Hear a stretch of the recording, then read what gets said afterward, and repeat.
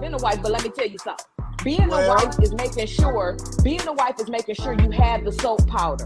The wife is making sure you might throw those clothes in the washing machine. Being a wife is not coming to pick up your drawers after you. That is Amen. Who said you had to pick up the drawers? Amen. Y'all want to go do it. This is my point here with that. Yeah. We always act like that's such a big thing. Like, I know, especially for the women. Wait a minute. Especially for the women that got kids. Y'all should be cleaning the house anyway. Y'all should be cooking anyway. So you cook.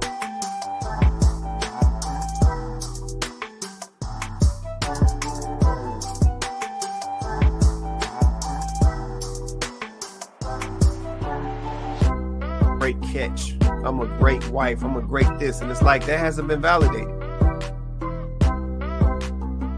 All these single girls are yours too. I don't know.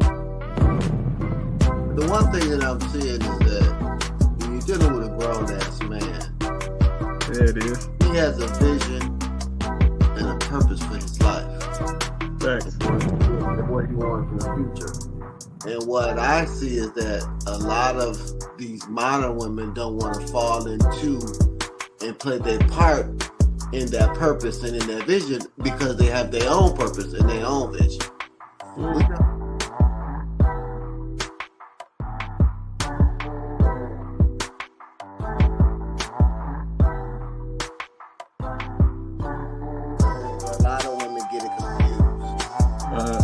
Not sure responsibility to motivate a man.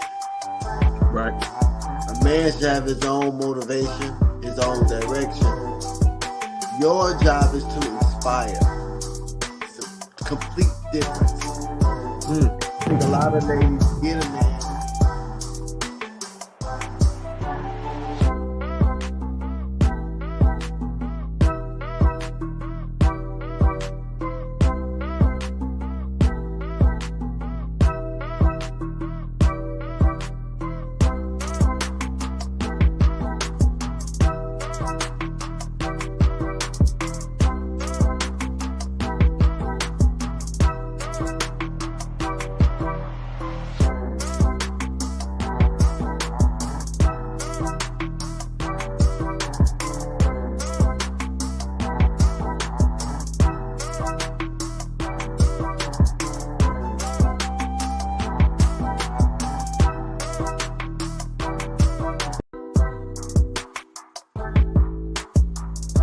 But let me tell you something. Being a wife is making sure you have the soap powder. The wife is making sure you might throw those clothes in the washing machine. Being a wife is not coming to pick up your drawers after you. That is Amen. Who said you had to pick up the drawers? Amen. Y'all want to go do it. This is my point here with that. Yeah. We always act like that's such a big thing. Like, I know, especially for the women. Wait a minute. Especially for the women that got kids. Y'all should be cleaning the house anyway. Y'all should be cooking anyway. So you cook.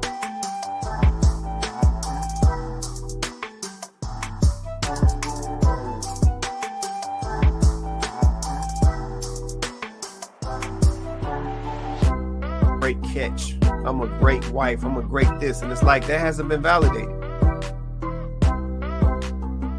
All these single girls are yours too. I don't know. The one thing that I'm seeing is that when you're dealing with a grown-ass man, there it is. He has a vision and a purpose for his life. Thanks. What he wants in the future. And what I see is that a lot of these modern women don't want to fall into and play their part in that purpose and in that vision because they have their own purpose and their own vision.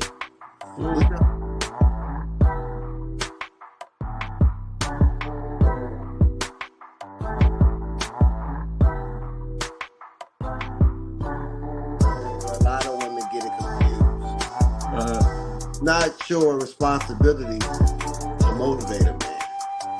Right. A man should have his own motivation, his own direction. Your job is to inspire. It's a complete difference. I think a lot of ladies get a man.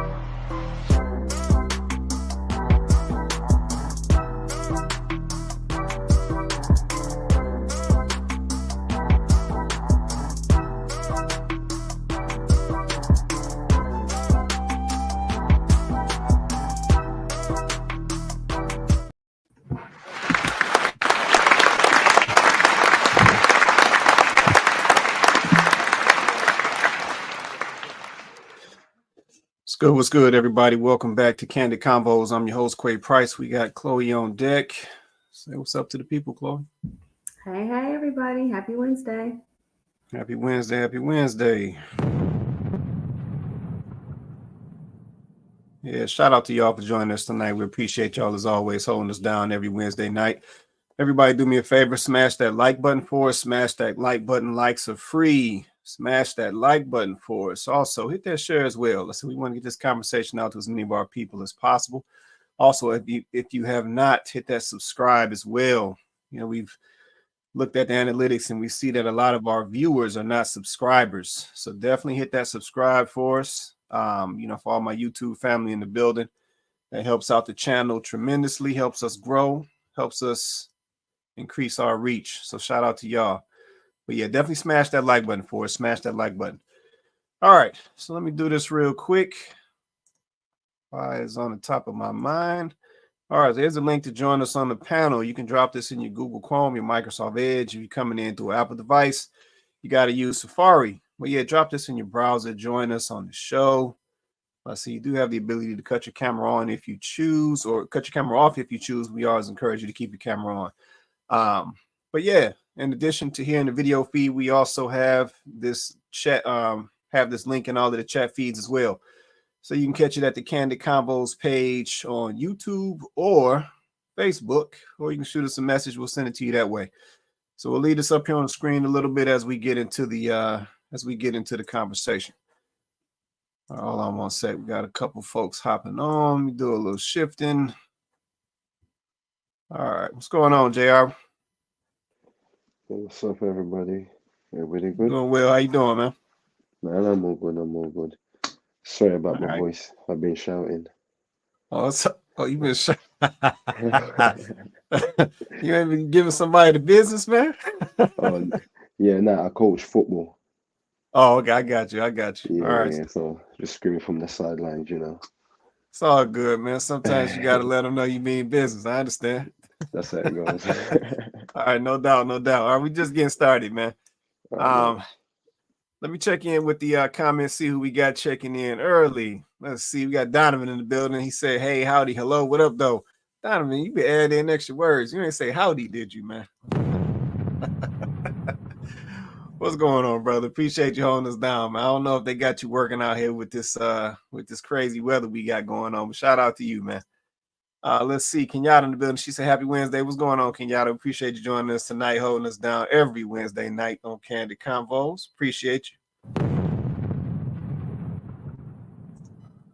All right. Hold on a sec. We gotta give them a shift going here. All right, cool. Okay, I'm gonna drop this link down for a minute as we get into the conversation. So we're gonna go and get right on to it. We ain't gonna stall it out no longer. Yeah, okay. So topic for tonight. See, Dr. Bryant gives Cam Newton and Nick Cannon the business. Okay, let me run that back. Topic for tonight. Dr. Bryant gives Cam Newton and Nick Cannon the business. All right. So I'm sure you guys have seen some of this viral activity that's been going on. There's been some interviews circulating like crazy. Cam Newton, Nick Cannon, and I got something I'm gonna say about this as we get into the conversation because I just peep game. But yeah, we're gonna get on into this conversation real quick. Got a couple videos for tonight. We got a little curveball that got sent over as well, so we might touch that as well. But yeah, we're gonna get right on into this. So let's kick this off. See my situation and not think that I'm not high function. What situation? See my situation. That's a very vague question, and it's for you. What situation are you referring to that they're looking at and thinking is not high function? Just my life. Your life entirely, or your life in relationships? My life. See, don't deflect. Let's stay here. Your life entirely, or your life in relationships? Both, really. And they think that you're low functioning? No, I don't. You just said people see your life and think you're not high functioning. The opposite of that would be low functioning. No. Okay, so here you go. You're trying to take my intentions away from this. Can I correct it? Yeah, go ahead. Or can I give you more? Yes, more information. Heck yeah. So I'm not married, right? I have beautiful children. How many? 8. I thought I didn't do my research. I thought it was 4, but 8. Okay. No, baby. Cool. It's By how 8. many women? 3.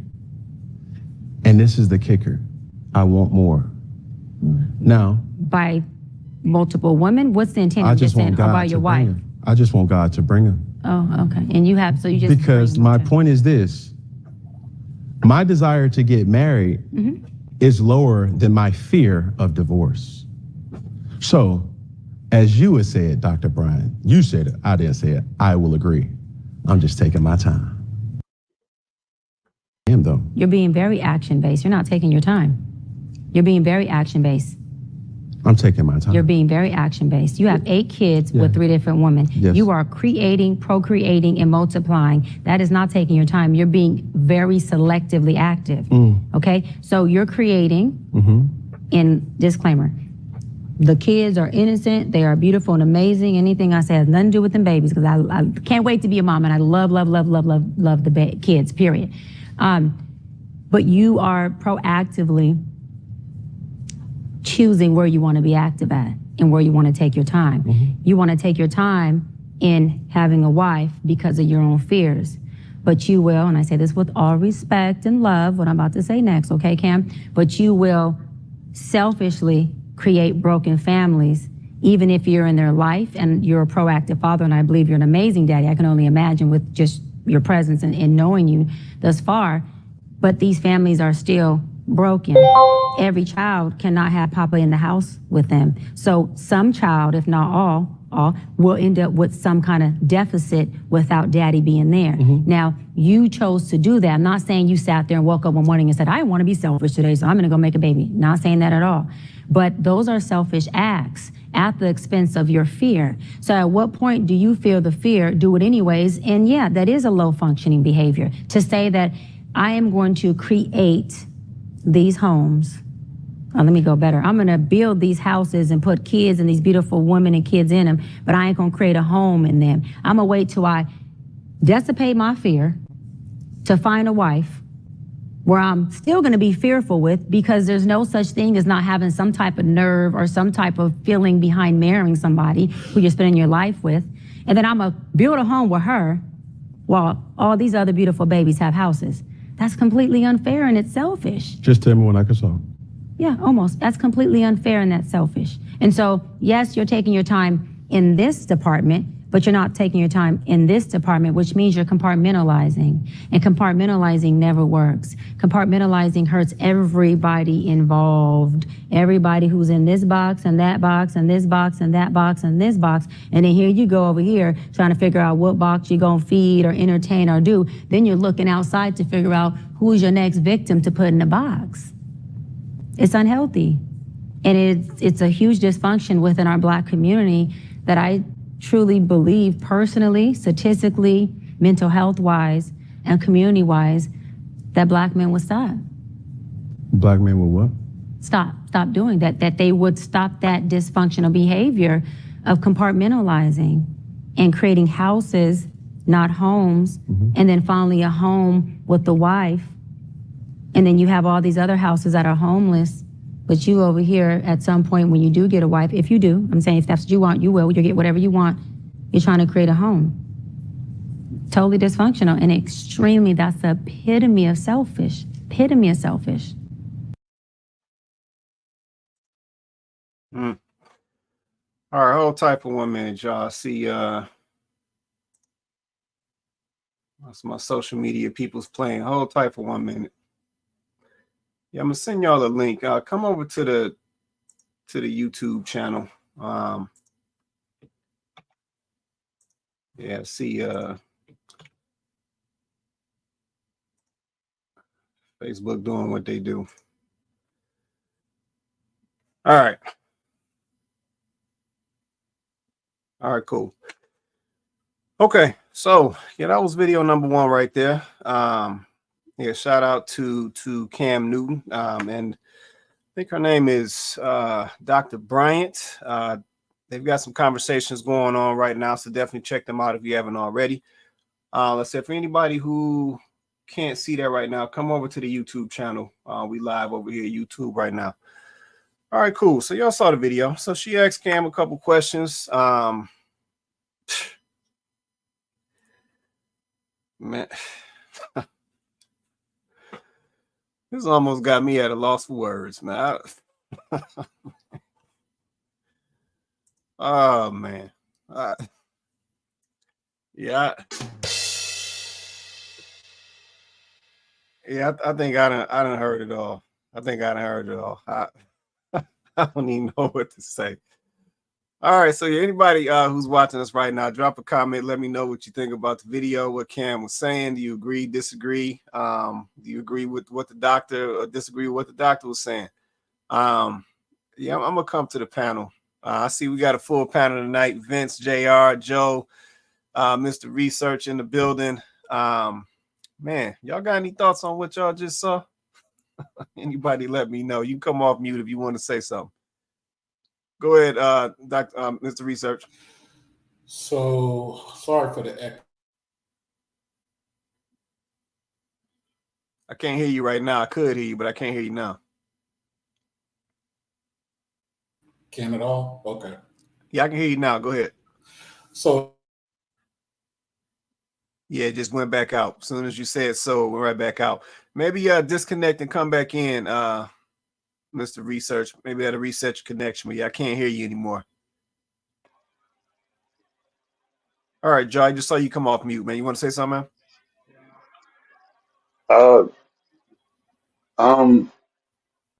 This video, I guess, is going viral, apparently. Yeah. This is his show, right? This is Cam's show that he invited her on. Right. I think this is the first time I've seen something like this where I think he knows on some level that he has that issue because it's his show. So, and he has all this money and fame. So it's not like he had to entertain this, especially so publicly. Usually things like this happen behind the scenes. It's not, and he released it as it is. So I think he's allowing people to get a glimpse into his worldview, his mindset. Right. And on some level, he knows it's dysfunctional, but he's kind of like, it's like a silent cry for help, except it's very public. That to me is unusual. So I give him a lot of credit for that because this doesn't it doesn't happen, which I think is why it's so viral. But we know men who are like him who produce these children and who aren't going to be so public, let alone use their own platform to allow themselves to be exposed in that way. Or the opposite could be that he's so delusional in his thinking that what he's doing is right, that he's going to try to prove the psychiatrist wrong. I don't personally think it's that. I think he just like really is looking for help, and it takes that professional help to do it. She was just like very articulate. She's nailing every single point um, perfectly. And she was not putting him in the corner, but trying to help him understand his own thought processes and how he approaches dealing with all these women. I didn't even know he had. I thought it was something like 4 or 5. I thought that was excessive, but I didn't realize it was 8. um, 8 children with 3 different women. So um, it's it's like he's it's so far into it. 8 children is a lot. It's not like it's 2, 3, 4. That's a lot, but it's 8 kids. So I don't see how there's a way he can rectify that unless he brought all of those women into the same home, all of those kids into the same home where he can be a present father. So it's kind of like the damage has already been done. But it's not going to be seen how much the damage is going to be until many years down the road when those kids grow up. And that's going to be like this sort of residual effect of these things, of these consequences he's making now, because of his selfishness, like she said. And I think it's unfortunate that he's using his wealth, his fame, because I know a lot of people are going to say, well, how those women know him by now? They know he got these children, but women are also wired to look for protection, provision. They're kind of seeing it as well. You know, he has money. He's going to provide me with these things. I'm going to be able to take care of the kid. But they're probably not thinking ahead as the way as he should be. They're just thinking, I'm going to have a roof. I'm going to be in a safe environment. I'm going to have material things to take care of the child, take care of me. I know he's going to be able to provide that, but I don't think they're even thinking that far ahead. But the onus is on him as a man to then say, this is how it's going to be. I want to be a father in the home. But then that would require him to take responsibility for himself and to focus on nurturing that kind of home that he wants to, or that I think he wants, but he doesn't know how to do. So, but that's confusing because my memory is that he had a father there.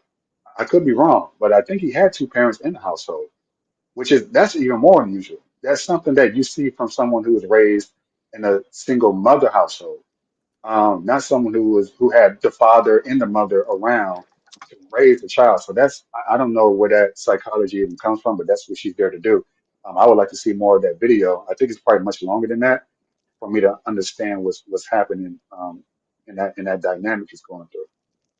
Yeah, so no, the video is definitely longer than that. Let me just ask for some clarification of something. So you made a point where you said that women are wired to want protection and provision. Is that what you said? Protection, provision, take care of them and the children that they may produce in the interim. Yeah, it's like it's Okay. just instinctual. I got you. Okay. All right, cool. Let me let's see, Mr. Research, JR, both off mute. Let me try you again, Mr. Research. Let me see if we can hear you. Say something again. All right. So I'm going to see if this works. I can hear you now. Go ahead. We could hear you.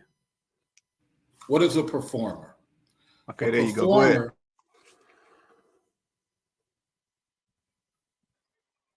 You cut out again. We keep losing your sound. All right, no problem. I'll go to another location. Okay, I got you, man. Let me come over to JR. I saw you come off mute. JR, you want to say something, man? Yeah.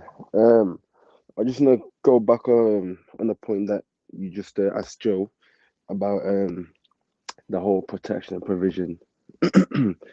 And Joe said that they don't understand, that the ladies don't understand, and basically Cam Newton, he should be aware of what the outcome should be in the future. Rightly so. But so did the women. They know what the outcome is in the future. They ain't stupid. They've taken to the other extreme. Ebony K. Williams, she's got the money. She can take care of the kids and whatnot. This young baby that she's going to have and whatnot. She's in the same boat as Cam Newton. They can do it. So they do know what's going on, because it's not like they don't have a choice. They do. Yeah. He's No, I right. understand that. Was you done, JR? Yeah, go on. Okay. All right, cool. Let me come up to Chloe. I saw you come off mute real quick. You want to say something, Chloe? So yeah, I'm really not going to resist Joe's point, because he does make a point in saying that women do rank protection and provision high on the list, especially when you're looking towards, if you're in the mindset that a man is going to be a leader, then yes, you are definitely expecting him to protect and provide. But I question if we really understand what that means anymore. If women really understand what that means, because a part of a man giving his protection is he's protecting you as a whole person, right? So yeah, you need food, you need clothing, you need shelter. Those things are very important. I understand that, right? That's how you're surviving in this world, right? But what about the things that are non-survival but essential? So what about my mental health? What about my emotional health? What about the environment that I'm raising my children in? That should fall under your protective umbrella as well. And if you are prioritizing the material things that you can do, which not saying they aren't important, but if you are prioritizing those things, but yet you are not providing me or any potential children that you bring into the situation with those other things, then, you're still falling short. You're still falling short. So when we say protection and provision in the conversation, do we all understand, all of us, men and women, do we understand what that means, what that actually looks like?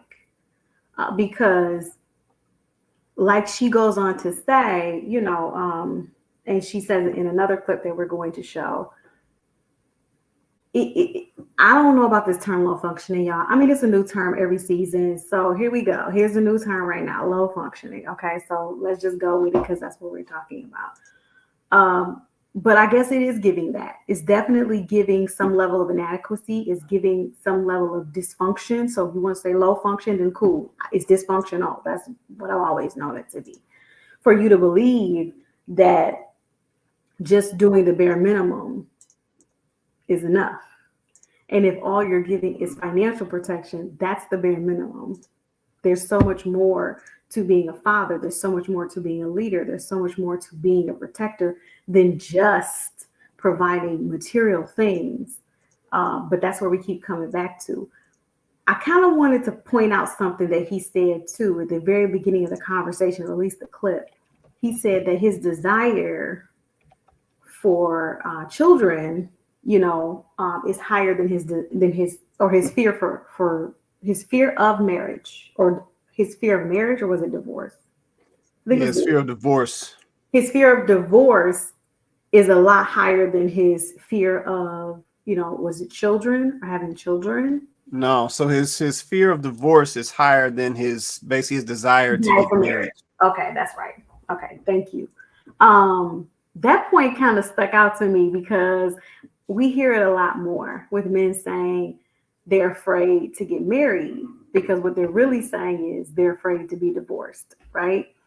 And I don't know. In his particular case, it's weird. So you're not afraid of having your children in separate homes with these women whom you would hope that you chose them at least well enough to take good care of your seeds, right?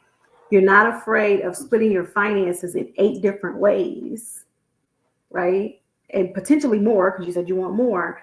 You're not afraid of what that could look like. And you have no problem with that financial responsibility, but you're afraid of divorce.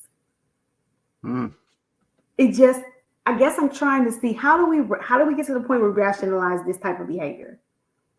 So there's no fear behind having multiple women raising your kids in multiple different environments that you really cannot have any control over because you're not there. But I think that's the point.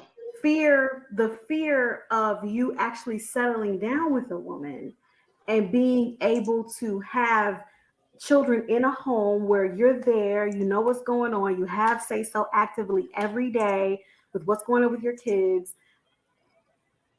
I'm trying to understand how do we get to a point where that makes sense over the other option, right?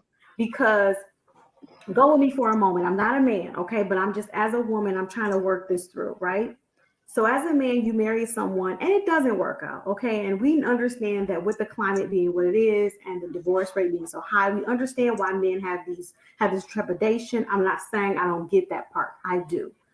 But then in that case, why are you going out here creating all of these broken homes though? And you're still financially committed to these children, which you should be because they're your children, for the foreseeable future. And not only that, but I would actually say it's a lot easier to get out of a marriage that you no longer want to be in than to get rid of your responsibility as a father or a mother to children.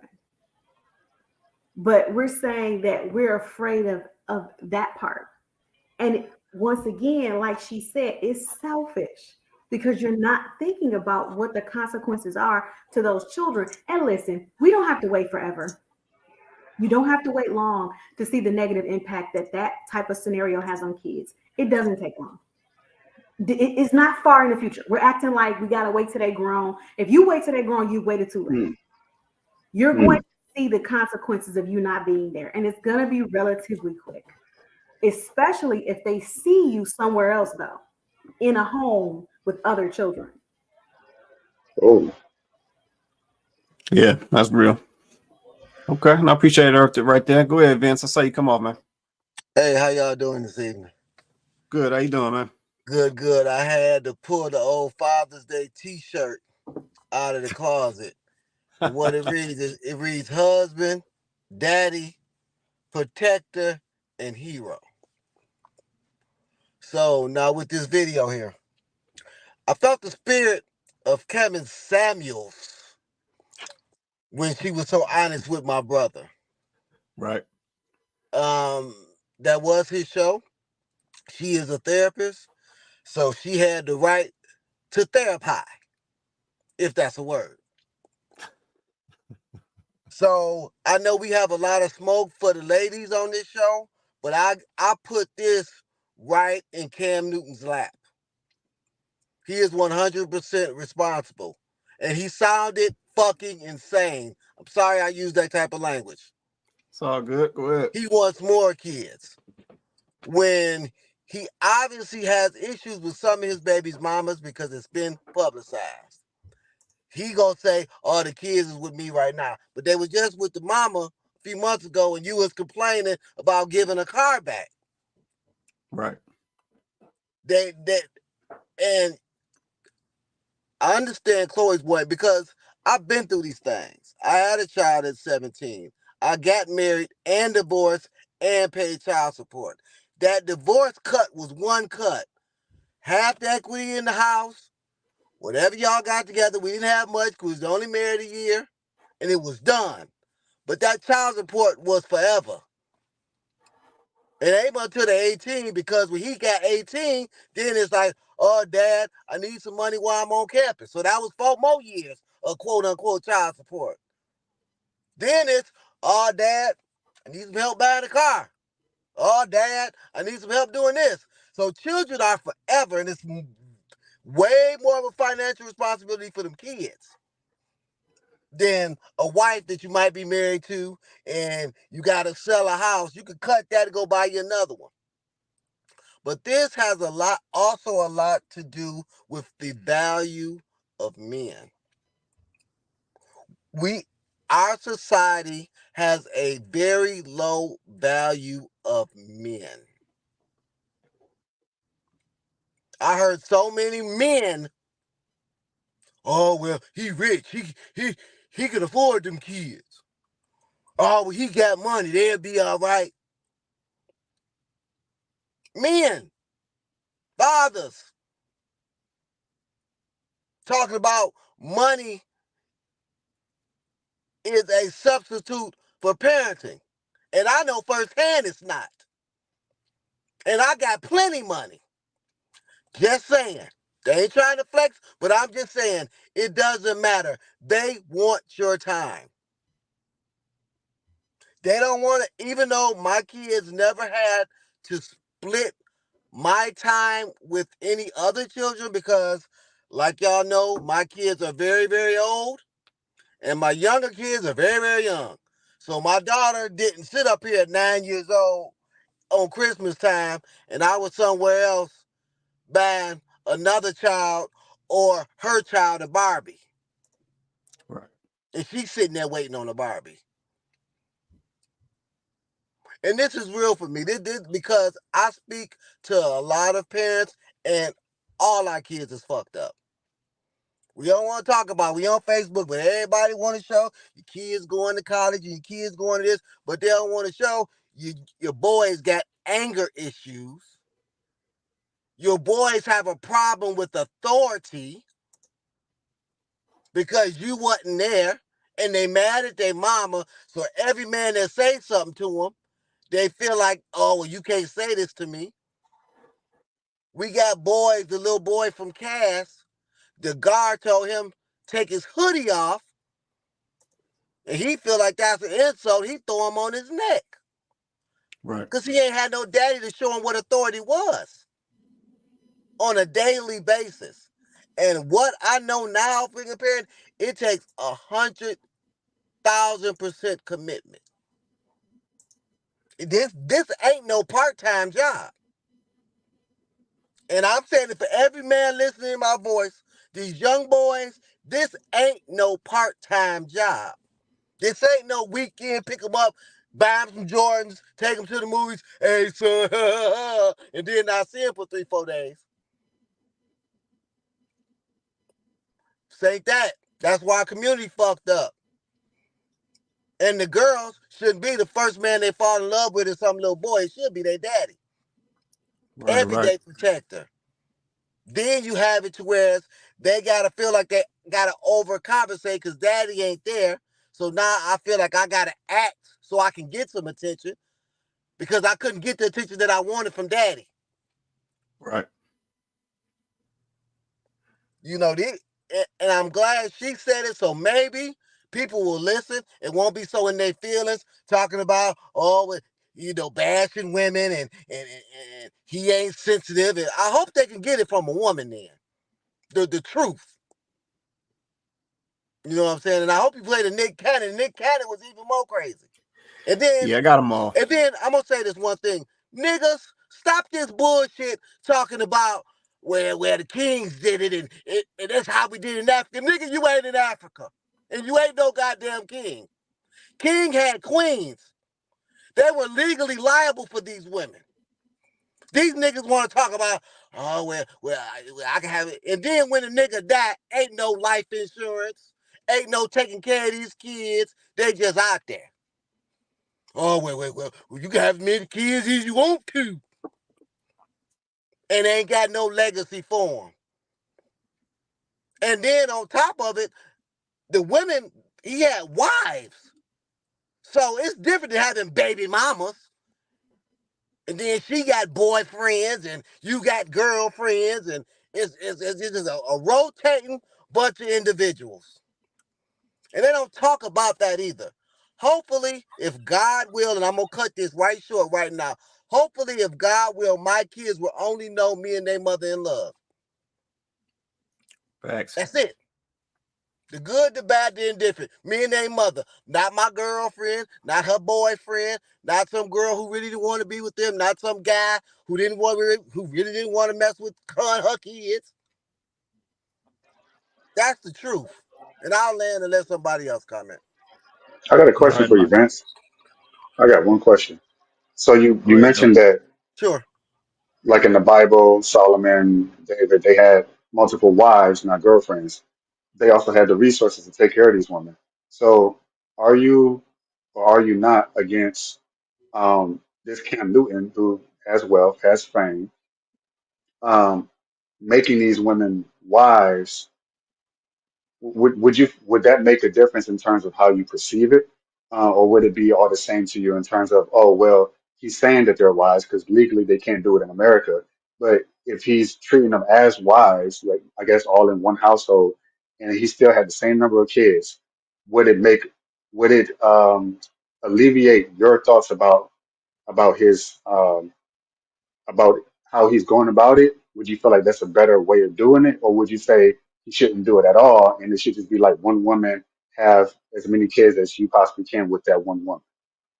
I believe that this is America. First of all, it's against the law, and I'm a law-abiding citizen. If he want more wives, then you go somewhere where that's legal. Take your ass to Africa or over there to the Middle East and do it the right way. These niggas just want a bunch of women. And then my thing is also, okay, well, you can treat them like a wife. No, you ain't treating nothing like a wife. And see, I got a lot of experience here. And when this nigga die, let's see who the wife. Let's see who the wife. Well, if you go up there, well, he treated me like a wife, and we lived together, and he took care of my kids. Where's the marriage certificate? Well, we were together for 15. Where's the marriage certificate? I believe in paperwork. See, a lot of motherfuckers, well, man, I believe in paperwork because I'm a businessman. I protect my assets at all times. That's one of the reasons why I got married. I'm not going to be a single man. Something happened to me, and now my kids across the goddamn world got authority of what's going to happen to me. No, I want my wife who live with me every day, she know my intentions, to say pull that plug or don't pull that plug. So my thing is, I ain't about acting. I'm about doing. So if you're going to do that, then take your ass over to Africa where it's legal, or Utah and become a Mormon or whatever. But they That's don't all want I'm to do gonna that. say. They don't want to do Yeah, I'm that. about to say. They want to act like kings. If you just like I always say, king take care of the whole castle. These niggas be complaining. Y'all hear all, well, I gotta take this car back because she doesn't deserve it. Oh, I thought you was a king though. You don't hear Nick Cannon, baby. You know, his baby mama's complaining. Even though I don't agree with him either. But my thing is, I don't believe in this fake, all this bullshit. Because when it comes down to it, paperwork on thing that matter to me, always. You know what I'm saying? And then I have children that didn't have me in the house. Now I have children that have me in the house every single day. It's a complete mind fuck. I was talking to a partner of mine. I thought I was a good father. You know why? Because I didn't see fathers in the home. I was telling a partner of mine, I didn't have one friend my whole childhood. And I moved a lot. So I went to a lot of different schools, a lot of different incomes. I went to Jesu. I went to Christ the King. I went to Bagley. So it wasn't like I was just always around lower income, I would say. I went to a lot of different situations. My whole childhood until I got to college, I had not one friend that had their biological father in the home with them. Dang. I'm talking about 18 years. About 8 or 9 different schools. Not one. So I thought I was a good daddy. I got them, every weekend, when they moved, I had them during the summer. I had them during vacations. I talked to them on the phone. But I didn't understand until they got grown. And as you can say, I'm very transparent. And I talked to my kids and I seen how it wasn't enough. It was I got you, deficient. bitch. Yeah, let me get Mr. Research in here real quick, man. Mr. Research, let's try this audio again, man. Yeah, I switched to a different situation, so this should be good. All right, go ahead. Let me say something different than what the other speakers are saying. Everybody rack your mind. What was the most strategic thing that Cam said? He taking his time? That's the problem. Cam did not say anything that a manager would say. Cam did not say anything that a CFO would say. Cam said something to perform. The sad part with a lot of brothers is that I've come to realize that over the past 2 years, I ran a little experiment. It's called a walk in the forest. It's a psychiatric test. But I just ran it toward different groups and conversations that I had to see how much a person is committed in the theory that they're running their mouth about. And most people are not. Cam's problem is he initiated the conversation, not as asking a question logical, what do you think about this? He made a statement to get a reaction. He's performing. He's not. I knew about Cam before y'all knew about him. He was out there in Columbus, Georgia, or Centerville, Georgia. One of the two. I think it's Centerville, Georgia. But he was having a problem then, right? With just conduct. Cam's problem is simply this: his physical talent gets him money accidentally without him trying. He has a great arm, but this is where it starts to stop. He doesn't have the mentality to say, hey, let me develop these 3 people under me. No, that's not Cam Steves. Cam Steves is, hey, look at this money I'm getting, and I still get to party and I still get to do XYZ. Well, now you're talking about human beings, and this kind of goes to what Vince is saying. Now you're talking about human beings. You are, for some reason, assuming that your money is going to last. Didn't T.O. and several celebrities show you that once the money started running out, they start crying? Once the money didn't click the way T.O. I think got 4 baby mamas. And everything was cool when T.O. was with San Francisco and after he first retired. But now that these kids are older, these kids are asking, these mothers are asking for additional money. And T.O.'s crying like, I worked with y'all when I was on top. I ain't on top no more. See, Cam, he got to understand the same thing Nick got to understand. Y'all come from family money. That's really what you're dipping into. Yeah, you got millions, but you ain't sitting on 40 million. You ain't sitting on 50 million. Cam might be sitting on 100. Let's just give him 100. Divided by them kids over the years, you better have a bunch of Chick-fil-A, something, because there's better people than you that didn't have it together the way they thought they were going to have it together. So when he initiates the conversation, it's a I, me thing. That's not what a rational, strategic person would do in a conversation. You would say, hey, what do you think about this? Da-da-da-da-da. He positioned himself as a win-win already. That's strange. You position yourself as a win-win, but you're framing it to get a response. And I'm not a fan of Bryant and her style. Now, this was a better one for her and Newton. But I the whole Nick thing, I'm not a fan of her style, but let's just keep it a buck. Several, not all Black men live in a fantasy. I'm not better than people, but you got to be able to present better. You darn near 40 years old. You got to be able to explain better. You're darn near 40 years old. You can't keep doing the 15-year-old thing. You can't keep doing the goofiness, and the money's making you worse. The money's making you worse because you're not self-analyzing. You're not looking at your goofiness and how it's going to translate. And last, before I give you the microphone, when you finally get to the Nick Cannon thing, it's the same problem. I said this to one of Nick Cannon's homeboys. His family money is the money. Everything he's gotten after that is a build up on top of that.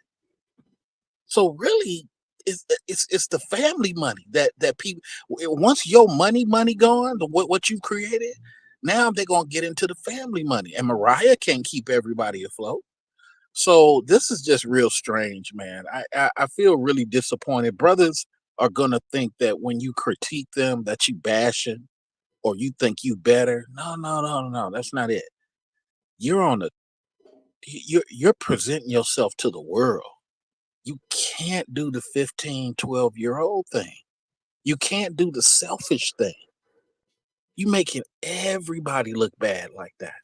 Because, and I'm gonna land here, when you get older, because I've seen it, when you get older, 70% of those dudes end up crying in tears because the money they thought they'd have, little scrappy, the money they thought they have, typical white man actor who now things done went backwards, the money you thought that was going to cover you, it didn't do it 25, 35 years later.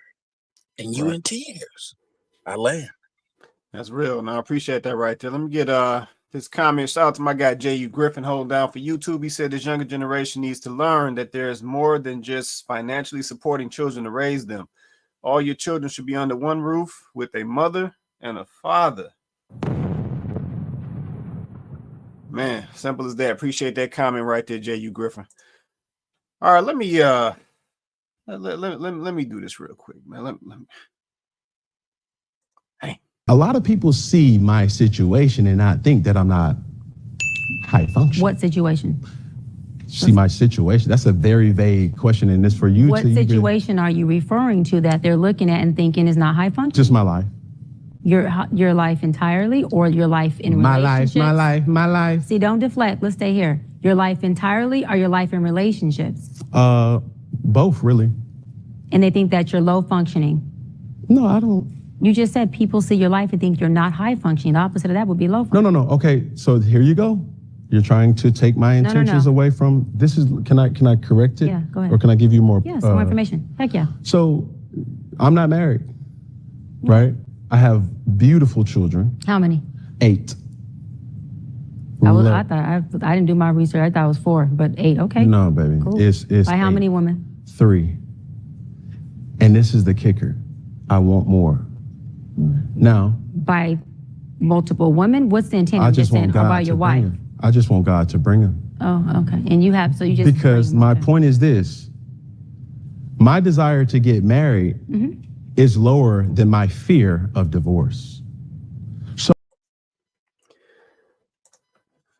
All right. So let me. He just wants God to bring them. Just God bring them on down. No consequences, no responsibility, no nothing. Yeah, let me say this. Let me say this. Let me say this, because I said I'm not naive to the situation at all, and I know what this is. Let me say this to everybody who's watching this show, who will watch this show. Cam does not represent the good brothers out here.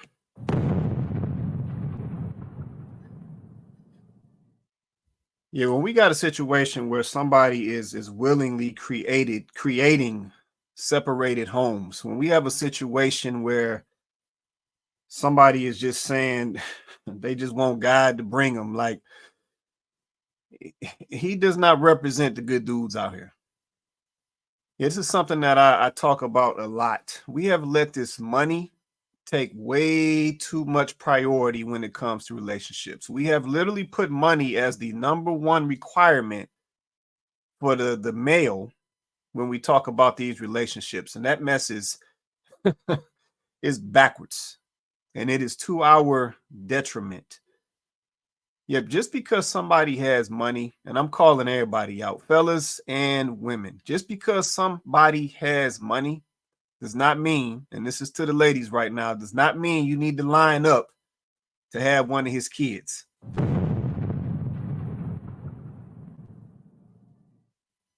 You don't line up for that, because clearly there's something off with my man. Let me just keep it a buck. There's something off with my man. Yep, the fact that he wants to continue to create or help create these kids, but then essentially does not want to make any commitment to these women. Yeah, that's wild. And then the fact that a young lady knows that about him and then will look past that because he got some money, that's crazy. Yep, and in all of these situations, we ain't considering the kids. Yeah, we are not considering the kids. Just because your kid is they father some rich guy, that ain't enough.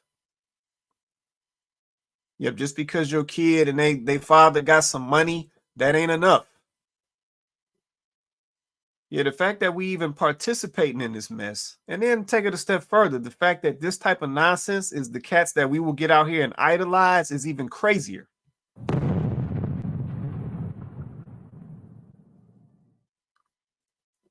Yeah, man, we have a lot of conversations on this show. I've been trying to hold myself together because this one has got me a little hot. We have a lot of conversations on this show.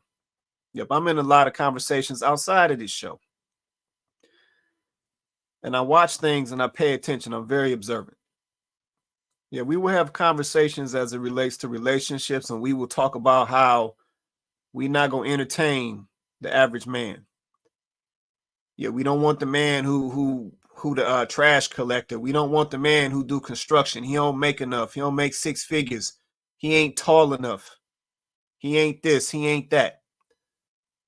But then we'll have a situation where young ladies will line up.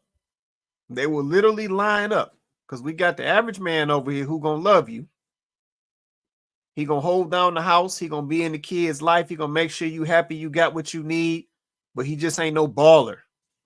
He ain't making this over 6 figures, 200,000, whatever you want him to make. He ain't 6'2" and all of this stuff. But then we will watch young ladies line up with guys like this just because he got some money, and they will tolerate this type of stuff. And that's wild. But then we will come back and say it ain't no good men out here. After they run into this situation with this guy, he never commits, and then leave him to figure out whatever it is and just continue to pay some child support. Then we will come back and say that there's no good men out here. It's hard to find good men. Yeah, this mess is wild. Yeah, I don't care who my man is. At the end of the day, you got to consider the kids. Once you decide to lay up with a dude or a female, you have to consider the kids at that point if some kids come out of that situation. It ain't just about you no more. And that's why I'm saying I appreciate the young lady saying flat out it's selfish. Yep, and that's what all this stuff always points back to, people being selfish. It's all about you. It's all about what you want. But we never think about the long term. We never think about the long game. It's always the short game. To Mr. Researcher's point, yeah, Cam might have some money now, but is he a real father to the kids? Yep, is the kids thriving? Is the kids growing? And if we really sit down and think about that thing, the answer is probably a little different than what we what we assume. Yeah, but this type of stuff right here, no. He don't represent the good dudes out here. He don't. He's making decisions based on what his own selfish wants, his own selfish desires. And then at the same time, I will give him this. He keeping it a buck with you. He telling you, you can come on up in here, but you ain't getting no commitment out of me. And if you still going and lining up for that opportunity after he's telling you that point blank, that's on you. What's the saying? Fool me once, shame on you. Fool me twice, shame on me. Yeah, this is wild, man. I'm gonna get some of these comments, then I'm gonna come to you, Chloe. Man, shout out to Mark Kendall holding down YouTube. He said I had to postpone my trash talking online for these these dialogues. Great content as always. Appreciate it, Mark Kendall, man. You know we here to have a conversation, man. We're gonna get down to the bottom of it and try to get to some solutions, man. Kenyatta said, okay, let's see. Okay, call me green. Who is Cam Newton? Where did he come from? I don't follow all the trends or watch all these videos. Yeah, so Cam Newton is he's a ex-football player, I guess you can call it. He's not actively playing right now, but yeah, he's a football player or was a football player. I know he's got a popular podcast right now. He owns a cigar bar down in Atlanta.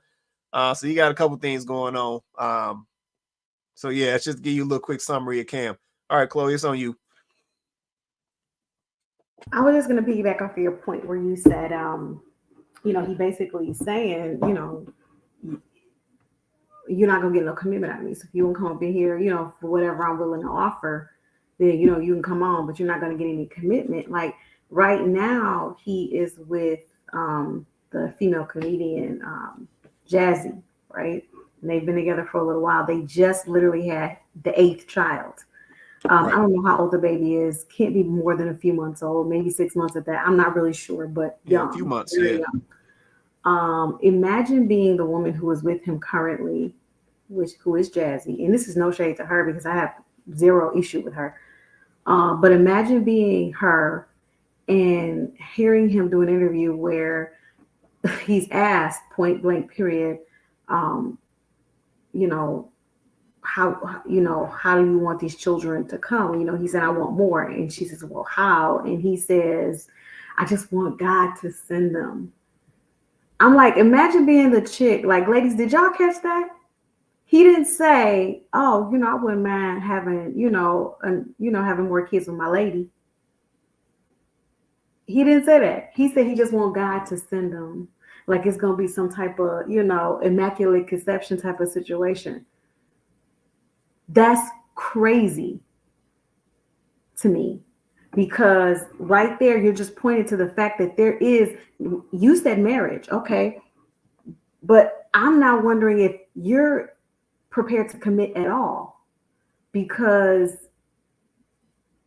you didn't even pretend to consider the person who you are currently with, who you say that's my girl, but she's not in the equation for more children.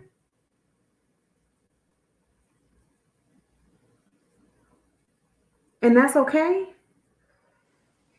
We just gonna act like he didn't just do that? So basically, he's telling us right now that he's prepared to have children any means necessary, and it don't even really matter. So are we looking ahead to the end of their relationship? Because he said he want to have them with her. I mean, this comment is to the ladies.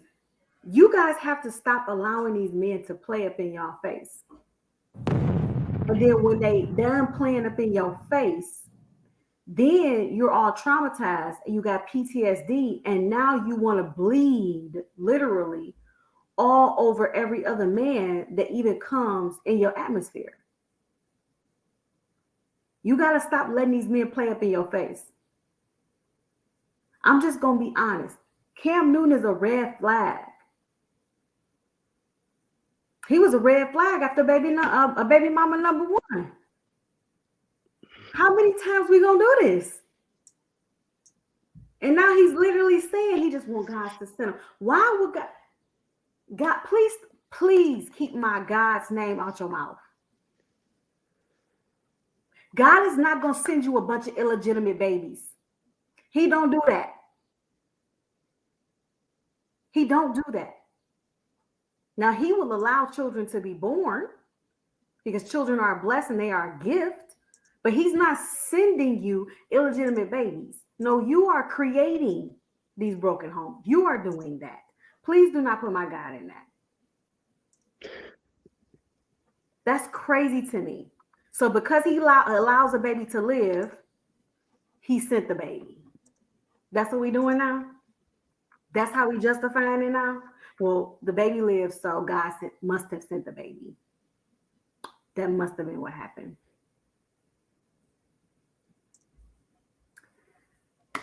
I'll land.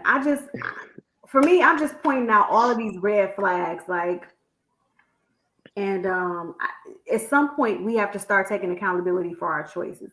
Ladies, if we are to believe the stats, if we are to believe the data, then basically all of these, I won't say all, but a lot of the children right now that are, being raised in these single parent homes, most of them, not all, single mother homes, are being created by the same handful of men.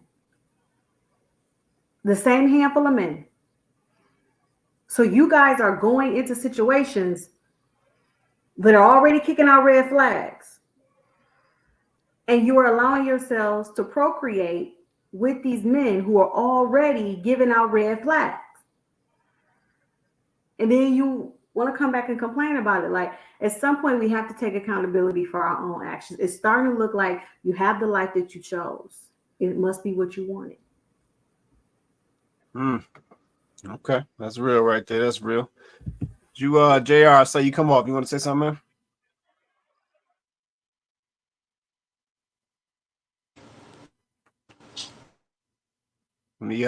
I can't hear you right now, JR. If you was trying to say something, man. Here, let me get this. Let me get this comment real quick, and I'll slide back. CJ Griffin said, not only is Cam a red flag, but women who are willing to give more children to someone who already has several baby mamas has to be questioned about their intelligence. Yeah, no, I appreciate that comment right there, JU. Yeah, I think we got to move differently. Yes, and I'm gonna get into some of these other videos. I got a couple, but we got to move differently. Yeah, this situation right here is very revealing, right? And that's why I said I just noticed, let's say, we've become so hyper selfish, and then we're so money hungry or money driven these days. It's like all logic goes out the door. Yep, all logic goes out the door. Yeah, there used to be a time where, young ladies or young men would see somebody at opposite sex. They would see they out here wilding, and they be like, nah, wouldn't be me. They used to say that. Nah, I wouldn't be getting caught up in that. I see how he moving, or I see how she moving. Nah, I'm good. But now today we are seeing certain situations where it's like folks are signing up for it. It's like they volunteering. Just because somebody got some money or they look like they got some money. And that's why I said, once again, we are not thinking long term. We're not looking at the outcome of how that thing is going to play out. Yeah, it may seem cool in the early stage. It's cute, as we like to say. It's cute right now. Yeah, but we just not even considering long term. And like I said, we letting this money do too much driving. You want to say something real quick, Vince, and I'm gonna start running a couple more of these other ones, man. Yeah, two quick things, but I don't really think it's about the money, because most of these guys don't have no money. Cam Newton is what, 1%. I got a partner with 8 kids, can't keep a job. I got another partner with 6 kids, he make average money. So I don't necessarily think it's about the money. Okay. Now she made a point, and I don't know if you caught this, Quay. Go ahead. This low functioning point, low functioning, right. High functioning. And I got an epiphany on when women say they want to emotionally intelligent and how we were kind of going back and forth with that. And I came to the thing about where a man's emotions don't lead him. I know so many men, when they get emotional, they want to fight. They want to cuss, they want to leave. It's his value is high, but his function is low because he can't maintain or guard his emotions. That's why he has all them kids, because he's not thinking. He's letting his emotions. That's emotional intelligence. An emotional intelligent man is going to think things through. And sometimes these ladies want these emotionally intelligent men, but they really don't, because they want somebody to argue with them. They want somebody to go back and forth. The emotionally intelligent, high-functioning man is going to say, look, I'm not going to go back and forth with you. You have to deal with your trauma. You ain't gonna talk to me like that. But a low-functioning man is going to cry, oh, baby, you can't leave me. I'm going to kill myself if you go. I'm going to leave and come back. I'm going to stalk you at work. And the ladies act like they don't like it, but some ladies feel like that's love. That's passion. Look at a lot of the movies. Oh, that's passion. Oh, he loves me. He crazy for me. They don't want the man that's going to be like, look, this how it's going to be and this how it is. If you can't rock with it, then I ain't going to rock with you. You know what I'm saying? So right. I thought that was a good point too. Yeah, okay. Yeah, no, it's a valid point, man. I think the other thing is though is and this is why I always tie it back to money. Yeah, because we have given so much value to money, we will equate that to value. Yep, and just because a man has money don't make him valuable. Yep, I think sometimes that's where we go wrong. Yeah, we will see things about people and we will know that there's some shortcomings or folks is missing some things, but because they got some physical or some material stuff going on, then we will automatically slide them into a high value category. And that's why I know that some of these terms that we are leveraging today can be dangerous because it all gets mixed up. Yeah, we got high earning men. So this man generates a lot of money, but then a lot of people will confuse that and want to call him high value. Then we got the high value man, but he may not be high earning. He may not be generating a lot of money, but he brings a lot of value to whatever situations he's a part of or whatever relationships he's established. So when we get into all of these terms, even this high functioning and low functioning stuff right here, when we get into these terms, everything is up to people's interpretation. Yeah, but I think that's where the problem comes in. Even Dr. Bryant, the therapist, see, she can use these terms because essentially she has coined these terms as a part of how she practices. But then somebody else can hear that same exact term and they're going to interpret it a totally different way. So you still going to have a lot of people out here that's calling Cam high value just because he makes a lot of money. But when we look at his actions and how he moves as a man and as a father, he don't move like a high value man, even though he's a high earning man. Yeah, so I think that's part of the issue as well. We try to develop all these labels that we want to use or we want to attach to people. And once you develop a label that has no foundational definition, then it can be manipulated and interpreted however it needs to be in that particular situation. Yeah, but we see that today. Yeah, you think back to when we talk about marriages from back in the day and the traditional man. How many different versions of the traditional man are there today? You have traditional man, it's turned into only a man who pay all the bills. It don't have nothing to do with providing structure. It don't have nothing to do with structuring the wife and giving her direction. It don't have nothing to do with none of that. It's got to do with a man being able to pay all the bills. So when you hear a woman say, I want a traditional man, she's saying, I want a man who can pay all the bills so she don't have to work. That's the only definition she's using. But traditional man means a whole bunch of things other than that. Yeah, but the terms can now be interpreted and they can be altered however they need to be altered in that situation. And that's where the danger comes in. And that's what we're seeing in this Cam Newton situation. It ain't no different. But let me keep going because I gotta get through some of these videos. Let me get Nick up here because he next in line. Stay in abandonment that allows you to I'm comfortable with my abandonment because you are in your dysfunctional norm that you've become comfortable with. But it's worked. It's become a superpower. But you've learned to survive in it. You're not thriving in that. That's not thriving. You're surviving in that. Okay. And so anytime you are surviving and not thriving, there is no cape. There is no superpower. There's no superpower in a lack of mental health. And there's no superpower. But it's worked for me. Like you said, I mean, you know why it worked read for you? me well. You know why it worked for you? Why? You know why it worked for you? I'm going to go there, and it's probably going to be, okay. Go ahead. This is what we got 2 minutes left in our first session. With all due respect, seriously, to all the women that you've encountered, ladies, I'm saying this. The reason why it's worked for you is because you have chosen and to prey on low-functioning women who don't have the emotional intelligence. No, I'm going there, who will allow you to do that, Nick. And when I say allow, it's not a control thing. When I say allow, I'm not saying that she sits across you and says, this is what you won't do, you're crossing a boundary. Nick. I disagree. Yes. This is why I disagree. I mean, one, because you're going to make sure, but you got to go in protection mode too. But I'm saying because you could say from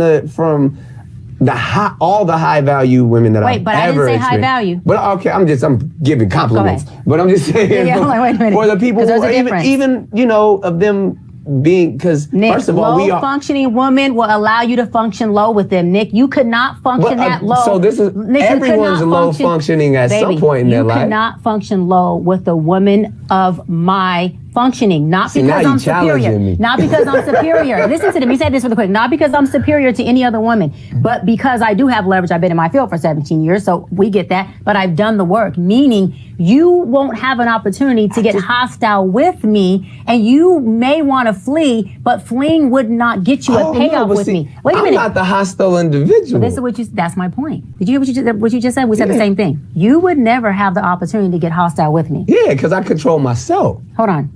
Okay. I have full control of my, but in your sense, because that's what I'm saying, because even only reason I say what I disagree, because at some point we've all been low functioning. Yes. And we have to accept that. Yes. So to label that, it's like, all right, well, at some point everybody's gonna be in their low state. Everybody's gonna be vulnerable. Everybody's gonna feel empty. But everybody's gonna yearn something. Mental health, and when it comes to relationships, the beauty of a great relationship is where I'm weak, you are strong. So therefore, I have dealt with some people that balance me and are equally yoked. And at times, have I been manipulative and prey on certain things? Yes, because I'm a man. Right. And but not all men do that. We don't want to blanket all men. And I was taking do not prey and manipulate. Not all men. First of all humans prey and manipulate, but in a man in a relationship, not in a praying way. If I see that I can say, okay, I feel like I need this and this person has this, I'm going to do and say whatever I need to do to get that. But all right. So Dr. Bryant, like I said, so she had Cam first. She got Nick as well. Man, it's too much. So what y'all think about what Nick's saying on here right now? Anybody threw come all up? y'all under the bus. What'd you say, Chloe? Go ahead. You see how he threw all men under the bus just to justify his tacky behavior? He threw y'all all under the bus. Well, I mean, I'm a man. Like basically, and proved her point at the same time. Like basically, you're saying that as a man, that means that you have to be doggish. As a man, that means that you have to be manipulative. As a man, that means that you have to prey on vulnerable women. As a man, that means that you don't have to emotionally regulate. Because he goes on to say that his idea of emotional regulation is he just leaves the situation, which is not emotional regulation. That's running. It's not emotional regulation. When people say, I have to take a minute, okay, I'll give you a minute. Like sometimes you do need to collect your thoughts. Sometimes you do have to kind of come down a little bit so that you can have a calm conversation. I'll give you, you need to walk away for a minute, gather your thoughts. This man said he gonna leave for however long he need to just go because he want to make sure that by the time he come back, she's calm. And it's like, so you just disappeared when y'all in the middle of a disagreement and you just don't come back for days, weeks. That's not emotional regulation. That's another manipulation tactic, actually. Because of course, by the time you come back, she's gonna be calm because she's gonna want you to stay so y'all can actually move past whatever it was. Or that is manipulation. It's not emotional regulation. Like, I guess we're at this time where, you know what? We are living in the book of Revelations. And I mean, baby, everything is being revealed. The sheets have been pulled back and nobody can hide. Nothing is hidden. Everything that has been hidden is being revealed. And people are telling on themselves and they're lining up to do it. To just tell on themselves, like, pay attention to this. These are the men that y'all procreating with. And every man is not like that. But also, I want men to pay attention, right? Because have you ever found yourself saying anything even remotely close to any of the stuff that Cameron Nick has said? Because if you have, you might want to do some self-analyzation. Because it's a lot different when you can see it for yourself and when you can hear it with some objectivity. If I can add to that, Can I? Oh, go ahead. yeah, I would say yes, Chloe. What Nick Cannon said, I don't necessarily agree with his actions, but he's not wrong in the sense that most humans have these dark, it's a what we call darkness, what we might call evil. I think Carl Jung said he says there's a shadow part to everybody, and in our physical bodies, you go out into the sun, there's a shadow that's cast. A lot of people avoid that shadow. They hide it, they suppress it, they don't express it, they do everything they can to avoid it. Um, and I've seen it actually most prominently going to church. That shadow come out in people. That anger. They're angry about something, but it doesn't, they just give off the illusion of praise and worship and light all the time and happy smiles. That's not how unfortunately human beings are 24/7. And what we see is someone like a Nick Cannon or a Cam Newton expressing their dark traits and not being ashamed of it. But the reality is that everybody has those traits. To the extent of how you express it depends on the individual. So what Nick Cannon said about, we all have a sort of doggishness, manipulative, predatory behavior. Most men who've been around the block with women have done exactly what Nick Cannon's doing. He said, hey, if the opportunity presents itself, he's bold for saying it. A lot of men will go back and say, "Oh yeah, no, that's not me. That's not." He's saying, "Yeah, if a woman shows herself to be available for me to lay down with, and it's easy sex, I'm gonna do it." And the reality is that a lot of men do feel that way, and they think that way. It doesn't necessarily mean they'll act on it, but they will. They have entertained the thought more than a lot of times I think than we even think. It'll pop up in the brain and be like, oh yeah, I would be like, no, I shouldn't think that way. But he will act on it. And those guys who act on it, that's how you typically get what you call low functioning. These are men who can't control that dark side of them. It's kind of like Batman, right? Batman is Bruce Wayne, and then you have Batman. And there's a element to Batman that we all like, and it's not necessarily Bruce Wayne. It's a dichotomy between the two. It's that light and the dark, that good and that bad. And he shows that he's both people at once, which is why Batman is so powerful. And most superheroes, Clark Kent and Superman, it's a certain darkness to it that we like. You know, we go to see Black Panther. We might some people. I personally like Killmonger more than I did Black Panther. But a lot of people don't want to say that. Oh, wait, you like the evil guy? Well, he was, in my opinion, much more honest about his intentions. And to me, Bruh. it seemed like Black Panther was a lot more reserved. He didn't express what he wanted to be in Killmonger. And so that's how a lot of men are, and women are too. So a man who expresses Bruh. that dark trait, those dark traits, attracts that hidden dark trait within other women, and that's how you get what you call dysfunctional behavior. But this is the reality. I'm not saying people should act on it willingly, but when you ignore it, you hide it, you push it aside, and put it into a box and say that's not me, eventually it comes out in the worst possible way. And that's how you get illegitimate children. That's how you get low functioning men and women. So what Nick Cannon said was absolutely true. And what the psychiatrist is trying to do is say, no, that's not how it is. She's a psychiatrist. In my opinion, she should know this. She should just say, you know what, he's absolutely right. Because she would be lying if she said she didn't have certain dark Bruh. ideas, dark thoughts, dark feelings, and what we call darkness. But it's just nature. You go out into the sun, you feel good in the sun. And then people go out into the moon, they feel good in the moon. But a lot of people, freaks come out at night, is what they say. But you don't hear about that. You don't hear about that because No, I need that's the to. part we want to hide. We want to hide that part. No, no, So no, no. Okay, I need a moment. I need a moment to respond to that. That's a long sound. I need a moment to respond to that. Because you said a lot there. I don't know how the church got into it, but I mean, the church always gets pulled in. So here we are. So let's go there. What you're talking about, if we're going to speak from a spiritual element, is possession. Is a person being possessed, right? Like if you're talking about somebody going into a church and things are manifesting, like if you go into a church and you're praising is not the same as being angry. I don't know. I don't understand the parallel. Maybe I just didn't get the angle you was coming from. But if a person manifests anger, that don't have praise and worship and anger would not be in the same category, nor would it be in the same sentence, right?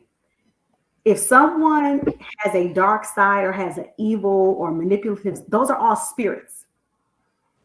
A manipulative spirit. This person has an angry spirit. This person has this. When we say that they go off, they have this side of them. We don't say that, Vince just got upset. Because Vince, you can get upset as an emotion. He can get upset. He can go deal with his anger. He can process it, whatever. But when you say a person has another side of them, when you say stuff like a person is dealing with this other part of them, to me, you're going into different. It's not just he felt an emotion. He just got annoyed or he just got frustrated. You're saying that this person has something that is a part of them, right? exactly. And it's something that they struggle to control, right? When you start to get into that level of something, then it's spiritual. This person has a spirit on them. They angry. They're going around, they always getting offended. You could say a little bit of nothing to them and they just offended. They have a spirit of offense on them. They could be talking to somebody they love, like, and know. But the first thing they do is go to lying or manipulating. Just off rip. It doesn't even matter. It's like second nature for them. That person has a spirit on them. This is something they can't control, right?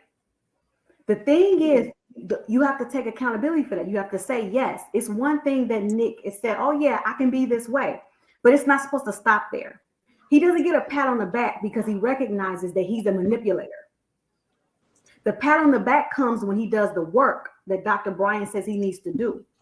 Once you realize that this is where you go to manipulation, once you realize that this is where you go to extreme anger, once you realize that this is where you go to lying, when you realize that this is something that you struggle with, this is a part of you, as you call it, then how you become emotionally intelligent is you say, I got to do something about this because none of these things are good. It's not good to manipulate people. It's not good to be easily angered or short-tempered with people. It's not good to be lying all the time and be deceptive. These are very bad traits. Exactly. So if you notice these things about yourself, you are supposed to see that and then do the work to work on that. That's when church should come in. Really, Some people simply accept it. That's when You're church. saying work on that. That's when church. Okay, I'm gonna finish. That's when church comes in. When you go in there and you have somebody pray over you because you need to get that thing up off of you. You should not be proud of being a manipulator. You should not be proud of being deceptive. You should not be proud of being a liar. We're not championing that. That's not what you do. And that's basically what she was telling them. She's saying the only reason why it is working, he said it's working for him. Yeah. Imagine being a manipulator, knowing you manipulator and seeing it works for you.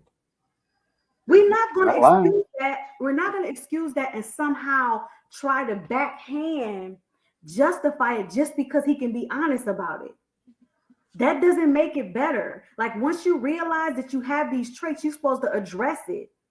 So yeah, go on up in that church and have somebody lay hands on you and pray up on you because you need to get that thing up out of you. What we're not going to do is say that somehow means that, it's me being me and no. And we're not going to say that people who have learned to regulate their emotions are hiding themselves. We're not going to do that either. Just because a person has recognized that they have an issue with anger or they have an issue with not telling the truth and they go, oh, this is the problem for me. And they're learning and they're doing the work to change those behaviors. We're not going to say they're hiding it. No, they're holding themselves accountable and saying, I need to learn how to separate this particular bad trait from my personality. I want to develop my character. I want to have good character. So I don't want to be walking around lying all the time. So this is a problem. I'm going to learn how to stop lying. I'm going to learn how to stop manipulating as a tactic. That does take work. And the first step is recognizing that one is actually a problem and stop saying because it worked for you that you should just be allowed to keep doing it. We have to stop making excuses for ourselves. We have to stop doing that. Like, there's a lack of accountability. The lack of accountability amongst our community is wild, is diabolical. Like we make excuses for bad behavior and then we look for justifications for them. And I'm gonna say this again. This is not just directly at you, but it keep coming up. So I'm gonna address it. Okay, please, by all means, keep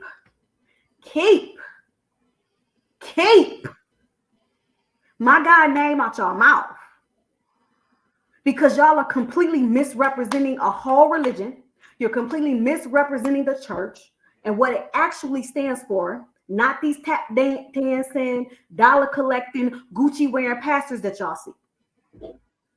That's not church. And that's not Christianity. I don't know what that is. But it ain't the truth. So please, if we're going to talk about who we are, then be who we are. Don't bring God into it. If we're going to talk about the issues that we have, own them issues. Don't be trying to justify it. Like if we're going to have a conversation, let's have a conversation. You're right. Everybody got something on them. Every single person alive got something on them. The difference between somebody who is can emotionally regulate and who is emotionally intelligent, who has done the work, is they know it and they're doing something about it. That's the difference. And if it's either or. There is no in between. Either you know your issues and you're working on it, or you know your issues and you're justifying it. Which one are you? That's what you have to ask yourself. That's real. That's real. Vince, I saw you pop off mute, man. You want to say something? Yeah, I think Nick is saying is that he's cool with who he is and he knows who he attracts. It's just like a beautiful woman who knows she's beautiful and uses men for money. Those are the type of women that he attracts, and he knows that. Because most of his women, they look the same. They're around the same age. And they are the same type of thing. So he understands that's what it is, So I don't even think it's any lying and manipulation at this point. Everybody know he got a bunch of kids and ain't in no relationship, so he don't have to lie. Hey, you here for the night? Well, baby, I want 100,000 here. Now what's up? So what she's trying to say is that's not going to work on a different type of woman. So if you look at it, he gets a certain type of woman. He's not getting a mixture of women. He's getting the Instagram model who wants to make money off how she looks. He understand that. She understand that. So he might feel at this point in my life it's working for me because everything's out in the open. Ain't nobody lying. Nick ain't lying to these women. He ain't telling them, oh, I think you're going to be the one. You're going to be the one for the night. You might be the one for this month. And they understand that. And their thing was, well, hey, look, I want something out of you. You want something out of me. Let's make an exchange. Fair exchange ain't never been robbery. That's still wild, though, man. So in his case, it's a little different. It ain't like some of these guys that's selling these women a dream and they believe in it. I don't think any of his baby mamas have complained publicly. They all in pocket because they know what it is. Now, is it good for our community? Hell no. Totally no. But I believe in what he said, and I believe what she said. You getting the certain type. Now he gonna try to say, "Oh well, no, I'm not." Yes, you are. You getting the sack chasers. Just admit it. But see, he don't want to admit he paying for it. What man want to admit he paying for it? You paying for it, Nick? Just come in. If you gonna keep it 100 and it's working for you, just say you paying for it. Yeah, what man isn't paying for it? What man doesn't pay? I'm asking, like, what man? How is he the exception to the rule? You, Vince, surely you. I'm assuming you've heard pay most of the bills. You say you well to do. You're, and I had to use the word paying for it as if it's like, oh, she's a human being. But when you say he's paying for it, it's like every man who has in a relationship with a woman to some extent pays for it. Whether his paying for it is him having her on his $100 million yacht, or you or your wife being on your $100,000 yacht. There's a relative paying for it. But we see men who make an exceptional amount of money, and we say, well, how could Drake rent out an entire football stadium for this one woman? But every man has done something to the extent where he might not rent out a football stadium, but he'll go the extra mile to take her to maybe not the Cheesecake Factory. We know they don't like that, but someplace that was more special because he's using his resources in some way. Every man does it, so I think it's unfair to say that he's paying for it. I am gonna say this, and I'm gonna keep it 100. I've lived for 51 years, and me and Quay might not agree with this. I believe you better get some money. As a man, you better have some money. I know I get a certain reaction out of my wife because I take care of everything. I keep her in her femininity. So I'm not gonna sit up, yeah, I'm charming. Yeah, she loves me, I'm her best friend. But she likes the fact that she has a certain lifestyle, and I'm okay with it. You know what I'm saying? I'm not just she'll probably stay with me if I go broke, but I'm pretty sure her attitude ain't gonna be the best. Yeah, but I mean, this the thing, though, man. Come on, quiet. Come on. You gotta keep No. She'll stay with you, but her attitude ain't gonna be the best. Yeah, now I gotta go work. I feel what you're saying. Hard? Yeah, no, I feel what you're saying, man. But see, this is the thing, though. We can't try to tie these situations together. This is not. So what Vince is talking about right now, this is not the Cam and the Nick Cannon scenario. Yeah, we so this is the thing. We be trying to give out too many passes out here. We not about to do that. At the end of the day, Nick know exactly what he doing. Yep, he's finding these young ladies. I know the therapist, she called them low functioning. Nick came back, said they high value. He's finding these young ladies. He's having kids with these young ladies. They in all these different households, and I'm just gonna make some assumptions. He's probably made some financial agreements. They might have some NDAs and some contracts in place and whatever. So I'm sure he's funding the operation at these multiple houses to make sure the kids got what they need. I'm sure she's getting a stipend as well to essentially be the mother of the kids and all of that stuff. So I'm sure there's some business agreement in there. You know what I'm saying? When we look at Cam said he has 8 kids. He has 3 baby mamas. That's what he said, on his interview, right? So this is not the same thing. Yeah, these are 2 different scenarios, right? Typically, the guy that Vince is speaking to right now, he ain't out here doing this. Yeah, he ain't out here getting with multiple women, and he ain't doing that. Yeah, he might be with one wife paying the bills, and she not working, and everything is going and doing what it's doing, and she may be having his kids, and they all in the one consolidated household. So we not about to. This ain't the same thing. Yep. At the end of the day, what Cam and Nick is out here, there's some reckless stuff. Let's just be honest. Yeah, there's been this point has been circulating around on social media where people are now saying that there's a small percentage of men that are fathering a lot of these kids. And this is the prime example of that. Yep, Cam got 8, Nick got however many, 10, whatever he got. Future, he got his 9, 10, whatever he got. I mean, go down the list. It's a few of them, but go down the list, right? So yeah, we gotta. These are 2 different things. Let me get this comment right here. Let's see. Ripside 2 said Desmond Hatcher got 33. It's just like we, Orlando Shaw got 22. It's just like we gotta different scenarios. These two different scenarios, right? But this is why I say we have to, as black men and black women, we have to start moving differently. Yep. To the fellas out here doing some nonsense, I can't call it no other way. Yep. The ladies, stop lining up for it. Yep. In order for them to be able to do the nonsense that they're doing, you got to participate. It's the only way that it works. Yep. Cam wouldn't be able to say he had 8 unless the young ladies was willing to give him 8. Yeah, so we all got to take some accountability in these decisions that we making so that we can change these outcomes that we are seeing, because this stuff is dysfunctional.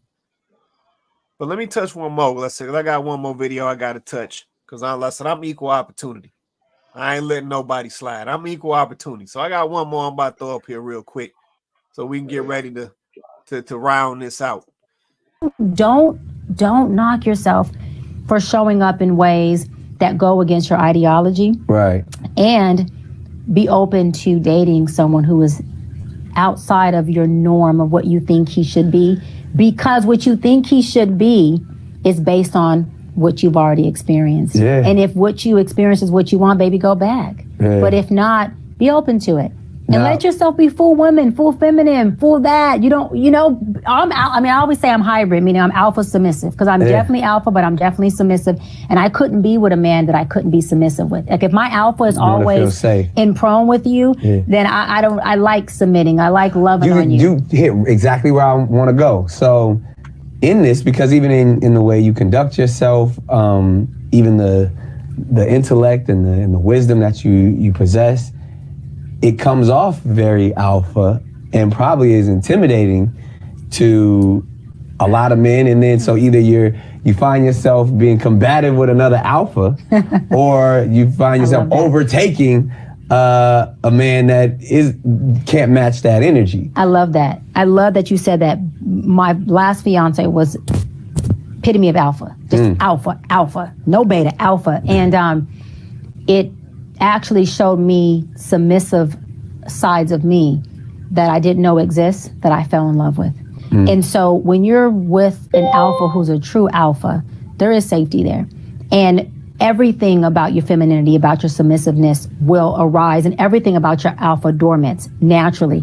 And so we didn't have an alpha battle because it was something about his true alpha essence that turned me on so much that I wanted to stay in my feminine so that he can stay in the balancing, right, of alpha. Because had I moved to alpha, we wouldn't have been equally yoked. Does that make sense? Either he would have had to go beta or we would have done this. And his alphaness, because it was the first time I was with a true alpha man, was so attractive to me that from the kitchen to the bedroom, it made me wide open submissive in ways that I didn't even, I remember saying I don't want to do them things. And I started saying, when we gonna do them things again? Because I was so in my feminine. And let me say this, ladies and Nick, that one experience may have not worked, but that is what ignited my femininity in me. And from there, Nick, I've never gone back. Like every man that I've calibrated has been in his alpha that has allowed me to stay in my submissiveness. Okay. Does that make sense? And so it's the law. That man was so pivotal in shifting my calibration for me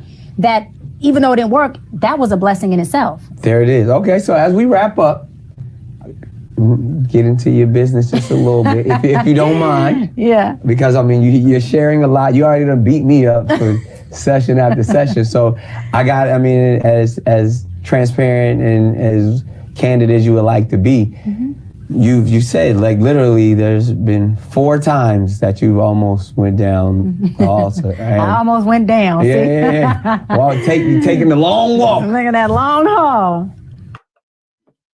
Hasn't it worked? And whose fault is it? Because you've been talking about accountability, you've been talking about high functioning, and you literally told me that I'm probably in my situation because of the type of high functioning and low functioning people I'm choosing. Yep. Why hasn't it worked for you? Because I was, for the first few, I was low functioning and I was still in my healing journey. And so I law of attracted low functioning. And in the first, you're saying that happened all 4 or just the first? The first, I would say like the first 2 or 3. Definitely low functioning of myself. So and when you say that, because I want you to break that down, like what were you desiring? How were you low functioning that found things that where you thought this was your match, this was your person, and then it still didn't go through because you were low functioning? I take accountability, was my fault because I knew all of them were not my person from the beginning. So, and there is a person, there's one person out there for you? I don't think there's one person. I think that there's many people that are for everyone. I think that is just so you're a type of person, you're a person that's on your frequency. The type of person that you feel I want to do this with you forever. I think that's your person. If that happens 4 or 5 times, hey, that's amazing. You know, for me, I knew that I didn't want to do any of them forever. Not because they weren't great men. I knew subconsciously that I was choosing because they were what I needed for that season. Man.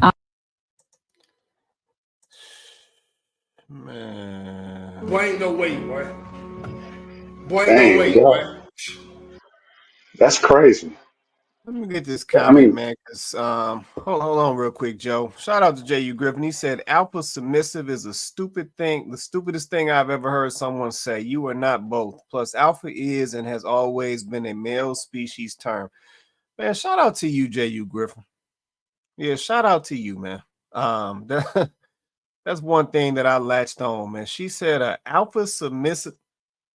Man. Boy, ain't no way, boy. Boy, ain't no way, boy. All right. So let me come on back, get some of these comments. Ripside 2 said, Lord. He also said 42, only a couple summers left. And y'all just said, what the hell? So I wanted to play that video real quick, let's say, because it was a long interview session. But I'm equal opportunity. Yep, I call it all out. So this is the therapist right here. This is the therapist saying that she was alpha submissive, saying that she has been to the altar four times. So 4 proposals. I guess that's how that's interpreted. And she also said that she knew that these men were not her person in the beginning. So I had to play that because I said I'm equal opportunity. So she's been going at Cam, she's been going at Nick, and based on what I just heard, man, oh man, you can't make this shit up. You can't make this shit up. That's the Y'all heard reason why I said what I said. That's the reason why I said what I said earlier, and that just proved my point. That when he No, it don't prove your point, Joe. It don't prove your point. It don't. I love you. I Boy, do. ain't no way, Serious, boy. but it don't really prove none of the points you made. It prove a completely different point, but it don't prove none of them points. Mm-hmm. so so the point I was trying to make was that um, what she was calling him out for was also within herself, and he brought that out from her. She was very clearly charmed by him, throwing back her hair. She was flirting with him. The same man that she's chastising is saying, you gotta stop all this manipulative behavior. And it's like, but she said in her own words that she was turned on by it. She hates that she's turned on by it. And the reason I've seen it in women, it just, it, hmm. That's why he just kind of smiled. He looked at it, he said, oh, this is funny how this, the tides turn. She's talking about alpha and being submissive and how she came across the man who had her do things she dreamt of, fantasized about, didn't think she imagined herself, did she end up doing it? She's saying, oh, I enjoyed it, but I wouldn't go back to it, but I enjoyed it, but I wouldn't go. And he's kind of like, well, see, the difference with me is that I'm simply saying I enjoy it. I'm saying I am all these things that you're saying that I am. And you're also, it's like you're this hidden side of you're projecting onto me. And he brought that out in her just that quickly. And she doesn't even realize it. She's the psychiatrist. I think that's interesting. Those dark traits that every woman and man has. So the only reason why I brought up the church earlier is because I've seen it. But I don't judge people for it. The pastor, What does greatest that have pastor, to do with? pastor.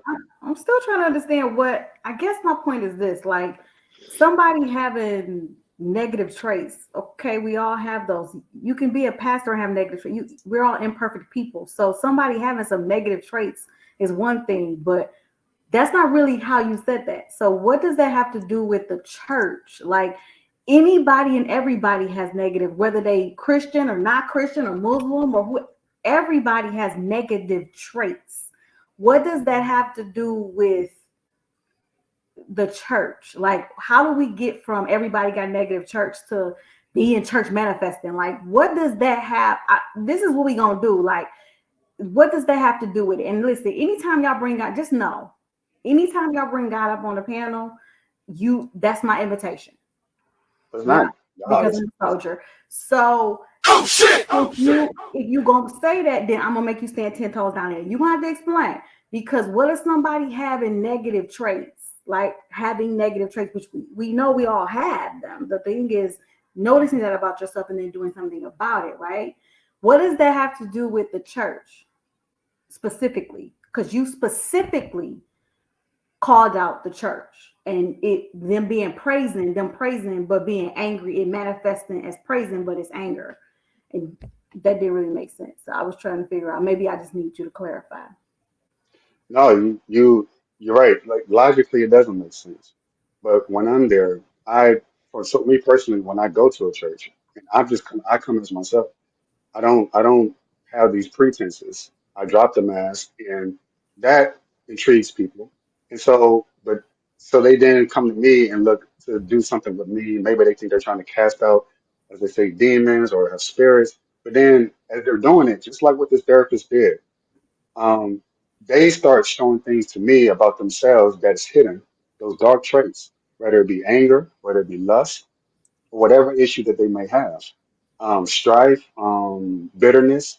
These are things that a lot of people hold on to, but they hide or they give the perception that these things don't no longer exist within me. So the reason why I made that correlation between the church, because that's the reason why I brought it up, because it's such a strong correlation between the two. These dark traits in the church, like how is that possible? But I've gone to churches so many times and I've seen in so many people that even good people who are filled with the Holy Spirit and God, and they have this very light trace about them, but yet they're struggling with these dark traits. One pastor I go to at the church here in Detroit, he's a great pastor. A lot of people abandon him, but I saw it coming a mile away. The way he would look at certain women.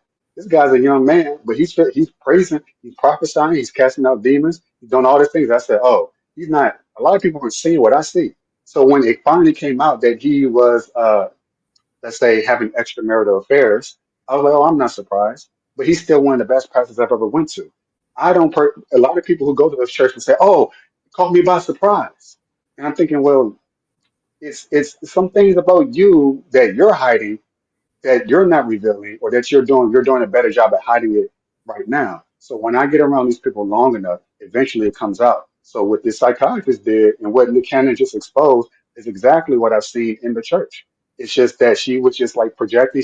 You gotta be a good person. Bad. This is bad, bad, bad, bad. Wagging her finger essentially. And then he comes out and saying, well, oh, wait a second. You mean you enjoy these dark things? You enjoy doing sexual things you didn't imagine you would do before? You enjoy these kind of personality traits in a man that you say you don't want in a man? Like literally flirting with this man. It was crazy. I saw the flip. Flirting with him. You just said now she's trying to, it's like she was giving an interview. She was like, oh, well, making the case for him to get with her. I saw it. I can nobody tell me different, but she doesn't realize it. So she's attracted to the very dark traits that she was chastising. Is the point I was trying to make. And it's all throughout the church, way more than we would imagine. I've seen it too much to not to know that it's true. It is what it is. I don't judge people. They come to me. It can be someone who say, you would never guess as a gay man or a gay woman. But they'll come to me and have these conversations because they're like, you just seem like someone I can talk to. And I can't even go to my pastor and talk to about these things. So I have to live this lie.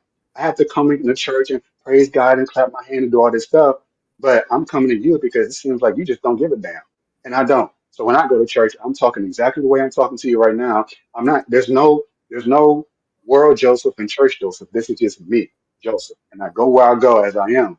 And people gravitate towards that. And then they tell me these things about themselves. And a lot of times they don't have to tell me because I see it now before they even tell me. I say, yeah, I knew it. I mean, just it's best to just embrace it, accept it, and everyone's trying to cast it out of themselves. I said, well, it's just a part of yourself. But if you keep denying it, repressing it, then it's going to come out in the most ugly of ways. You're going to start having all these children out of wedlock. You're going to start lashing out on people in anger. But instead, when you feel anger, for me personally, I like to work out. I like to punch walls. I like to scream. And that's how I deal with it. You got a lot of people who want to keep up appearances and say, well, I'm just a good goodly man. I'm a God-fearing man. But there's an anger within that person that see them through their pores that you can't put your finger on it. And everyone who's been around that person says there's something off about this person. They're not keeping. Then that person goes out and do something crazy. They hit their wife. They beat their kids. They getting drunk. So it's a lot of these dark traits that we have that we repress and that we hope that the light will bring that out of us. But we use it to suppress that dark side of us. And if you suppress it, then this is the result. I got you. I guess for me, this is why it still doesn't resonate. You should be going to church if you're dealing or struggling with these things. That's the point. Like the point is you need guidance. The point is if you're struggling with something, that's when you need Jesus the most. That's why you're supposed to be going there. I'm not surprised you got homosexuals in the church. I'm not surprised you got people lusting in the church. Why do we think that?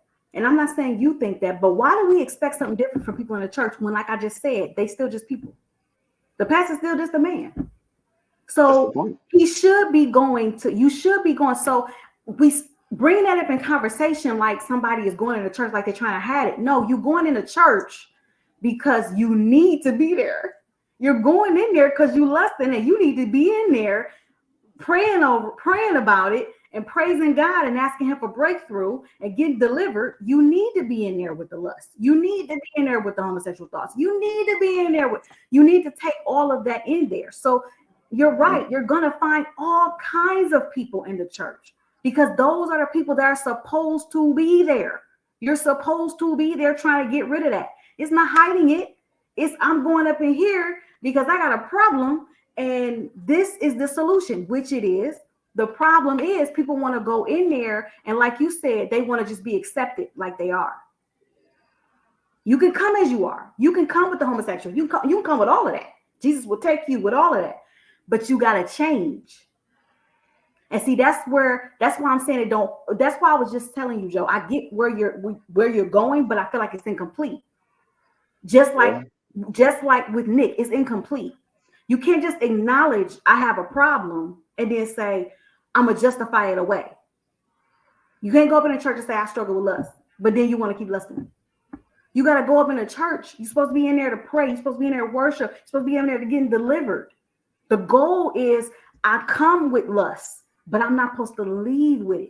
That don't happen in one setting. It don't happen in one sermon. That's not how that works. It takes consistency. What we see people consistently doing is making excuses for the bad traits. Is making excuses for the bad behavior. That don't make sense. So saying that you go up in a church and you see homosexuals or you see lust, nobody should be surprised about that. That's the first place you're supposed to go. That's not surprising. Why do we think that we're not going to see that? These are the same people you work with. These are the same people that you go to school with. They're the same people. They don't go up in church and become different people. Not overnight. That takes work. A pastor can be a pastor and still be a person that's struggling with things. He can still be that. Right? The problem is if he's a pastor, he's struggling and he's not doing nothing about those struggles. And he's not trying to fight those struggles. See, sometimes what we interpret as people hiding things is them actually trying to put these things away and separate themselves from them. It's not that they're hiding it, it's that they know it's not good. So they're like, I'm lusting, so I'm not going nowhere where I'm gonna be tempted. I'm a liar, so I'm not gonna do nothing that's gonna put me in a position to lie. I'm a manipulator, so I'm gonna remove situations where it's easy for me to be manipulated. That's a part of them working through the problems. But to take it back to Nick and Cam, I don't see them wanting to work. I see them wanting to justify the bad behavior. That's what I was saying. That's what we're seeing. It's not enough to just say the problem exists.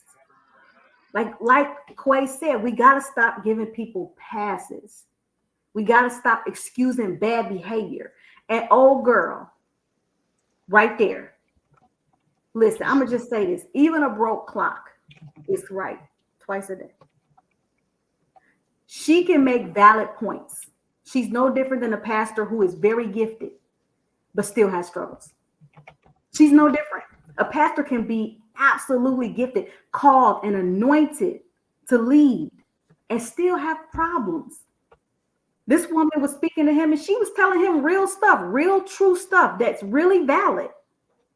But she ain't fit. She's still working on herself. She still need work. That doesn't mean that what she said to him was wrong because she still got issues she got to work on. That don't make it wrong. You got to be willing to accept the correction because sometimes it's going to come from places where you weren't expecting it. That's all I'm saying. Don't That's miss real right there. It's the very definition of, don't throw the baby out with the bathwater, right? Don't take them. Don't so much focus on the messenger. Focus on the message because there might be a reason why they're saying what they're saying to you. They might be telling you don't drink because they are drunk and their life is a mess. So they telling you don't be like me. So don't say, oh, well, you a drunk, so I'm not gonna listen to what you're saying. No, you are your life a mess. So you telling me don't drink because you're trying to warn me so I don't end up like you are. That's real. Let me give JR a little run. I know he's been sitting for a minute. Go ahead, JR. Then I'm gonna come up here to Vince. Go ahead, JR. Yeah, I was just gonna say, yeah, a lot has been said. Very, very good points. And I was just gonna go off the point that Miss Kobe just made about Cam and Nick trying to justify, their behaviors and whatnot. And this is like, probably like one of the best things about obviously this podcast, right? Because it's like, it's like we read each other's minds on the topics and whatever it is, and don't tend to actually check what the topic is until we're probably like, an hour before or whatnot. So just, perfect. So I've sat there and I've listened, and I always kind of say like week in, week out. And obviously last week, I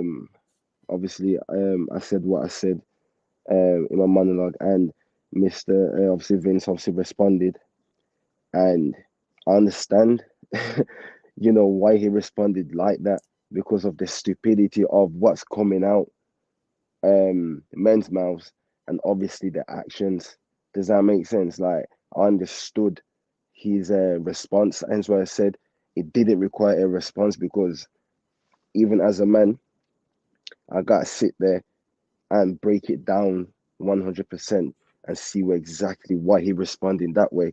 If you know what I mean? And with this topic going on, it just highlights that even further of men being even more stupid, right? In what they're doing or whatever they're saying. And obviously I've been sitting there just listening to everyone, and I'm just trying to piece it together, like, how do we come out of this situation? Because babies are being made, but a woman is not worthy of, she's worthy of a relationship and a baby, but she's not worthy of a marriage. I think on the reverse, for a woman, a man is not really worth a relationship, but he's worth the marriage type of flex. If you know what I mean? So it's like we're skipping stages. If you know what I mean? So it's just, I don't know. Like, that's what I just sat here for the last hour and a half just listening, because I'm just trying to figure it out myself, and it's just not making sense. And of course, the two guys, they're older, and they're basically doing what I basically said last week, hence Mr. Vince's reaction. And I'm not even saying that that's even the right way or the right thing, but I said that is what is going on today, where I can get a baby out of you, but we've got to ask the question, why can I do that? Now, I can point the finger at the woman, right? I can point that finger at her. Yes, the man must take accountability, but also, I always say this, it's so hard to make men be accountable because it's from a woman. She cannot make a man be accountable, because what happened on the reverse, she tried to hold him accountable only for her truth to kind of come out. But I always say men will be held accountable by society, but because the pieces are messed up, like I said, we're skipping stages, right? Because the pieces are messed up, how can we hold either party accountable? That's why there's too many fingers pointing left and right. Your fault, his fault, her fault. And we just can't seem to, work it out, because even adults are doing the same thing that, you're probably thinking people my age are doing. And adults are doing that as well, type of thing. So, like I said, it's not making sense. So I understand what you're saying, JR. So let me just respond to that. So first of all, you make a valid point. Society is definitely going to hold men accountable. So based on the decisions that men make out here, they will be held accountable based on society, right? So we do know that takes place. But I have to agree with you on one point that you made, that a woman can't hold the man accountable. I definitely think that she can. Yep, and the reason I say that is because I feel like a woman can hold a man accountable by the decision that she makes. Yeah, these women don't have to give these men these children. Yeah, let's keep it a buck. I know we all see the term floating around, her body, her choice. She don't have to give this man these children. Yep, Cam does not have to have 8 children right now. Nick does not have to have, and I don't even know the number, I think it's 10. Nick don't have to have the amount of children that he has right now. The women are granting him that opportunity. They don't have to do that.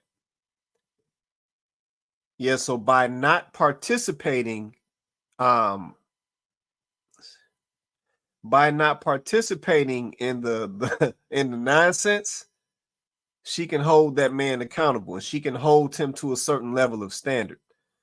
Now, don't get me wrong. Is there a possibility that some young lady will come behind that lady who's trying to hold him accountable by not participating and not hold Nick accountable, the other lady not hold Nick accountable, yeah, that's possible.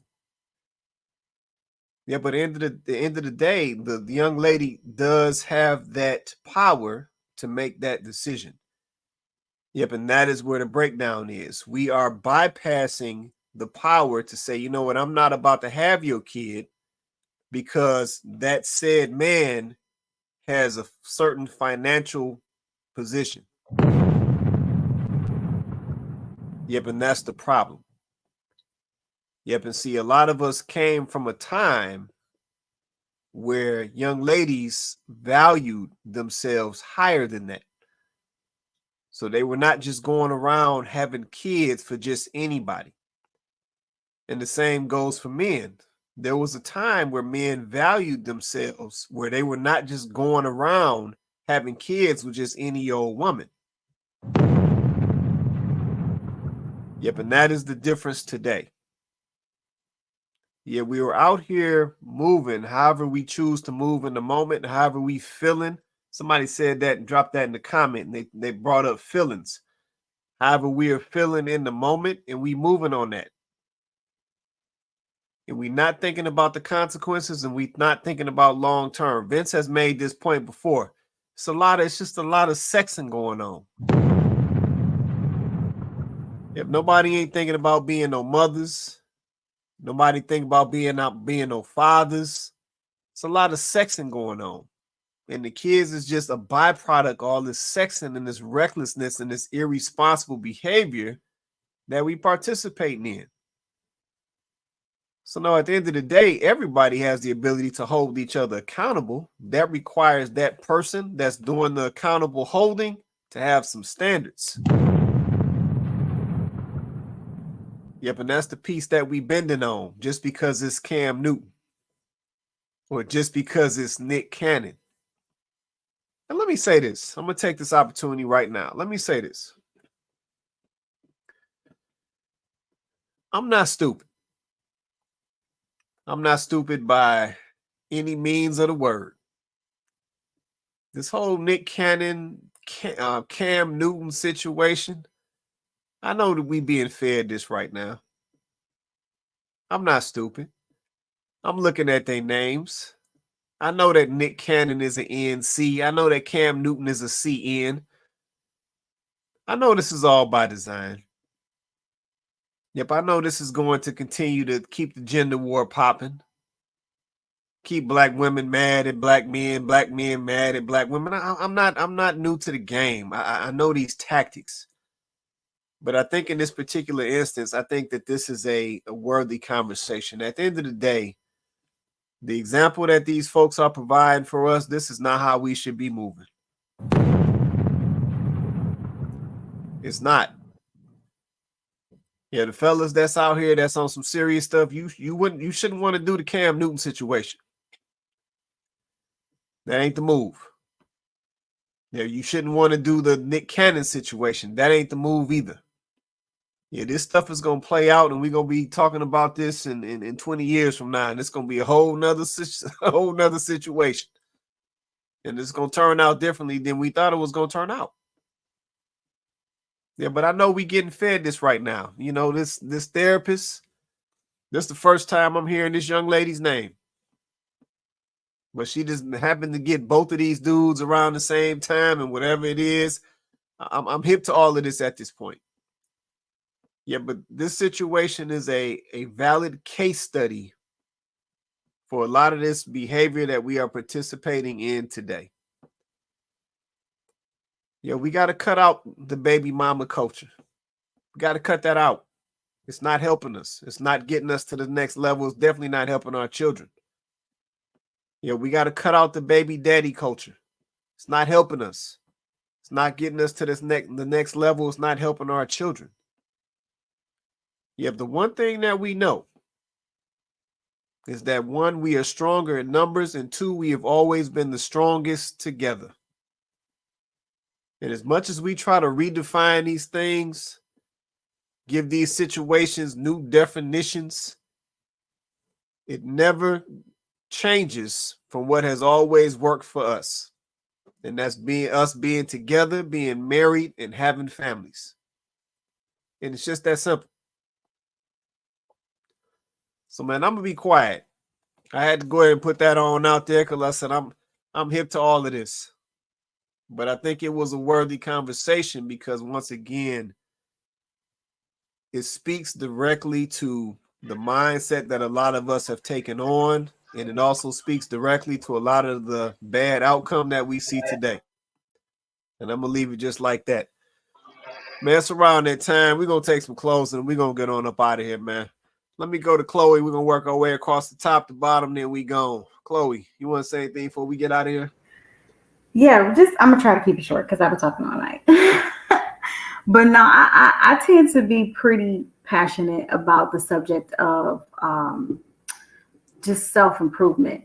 And it's because I made it a personal mission for me to undergo my own, version of self-improvement. And I'm still in it. Listen, doing the work is not overnight. Doing the work takes time because the minute you start to pull back those layers, it's like an onion. There's always more. You're like, oh, wait, there's more. And I think that's how we get to this point. That's how I'm able to have conversations with you guys, whether you agree with me or not.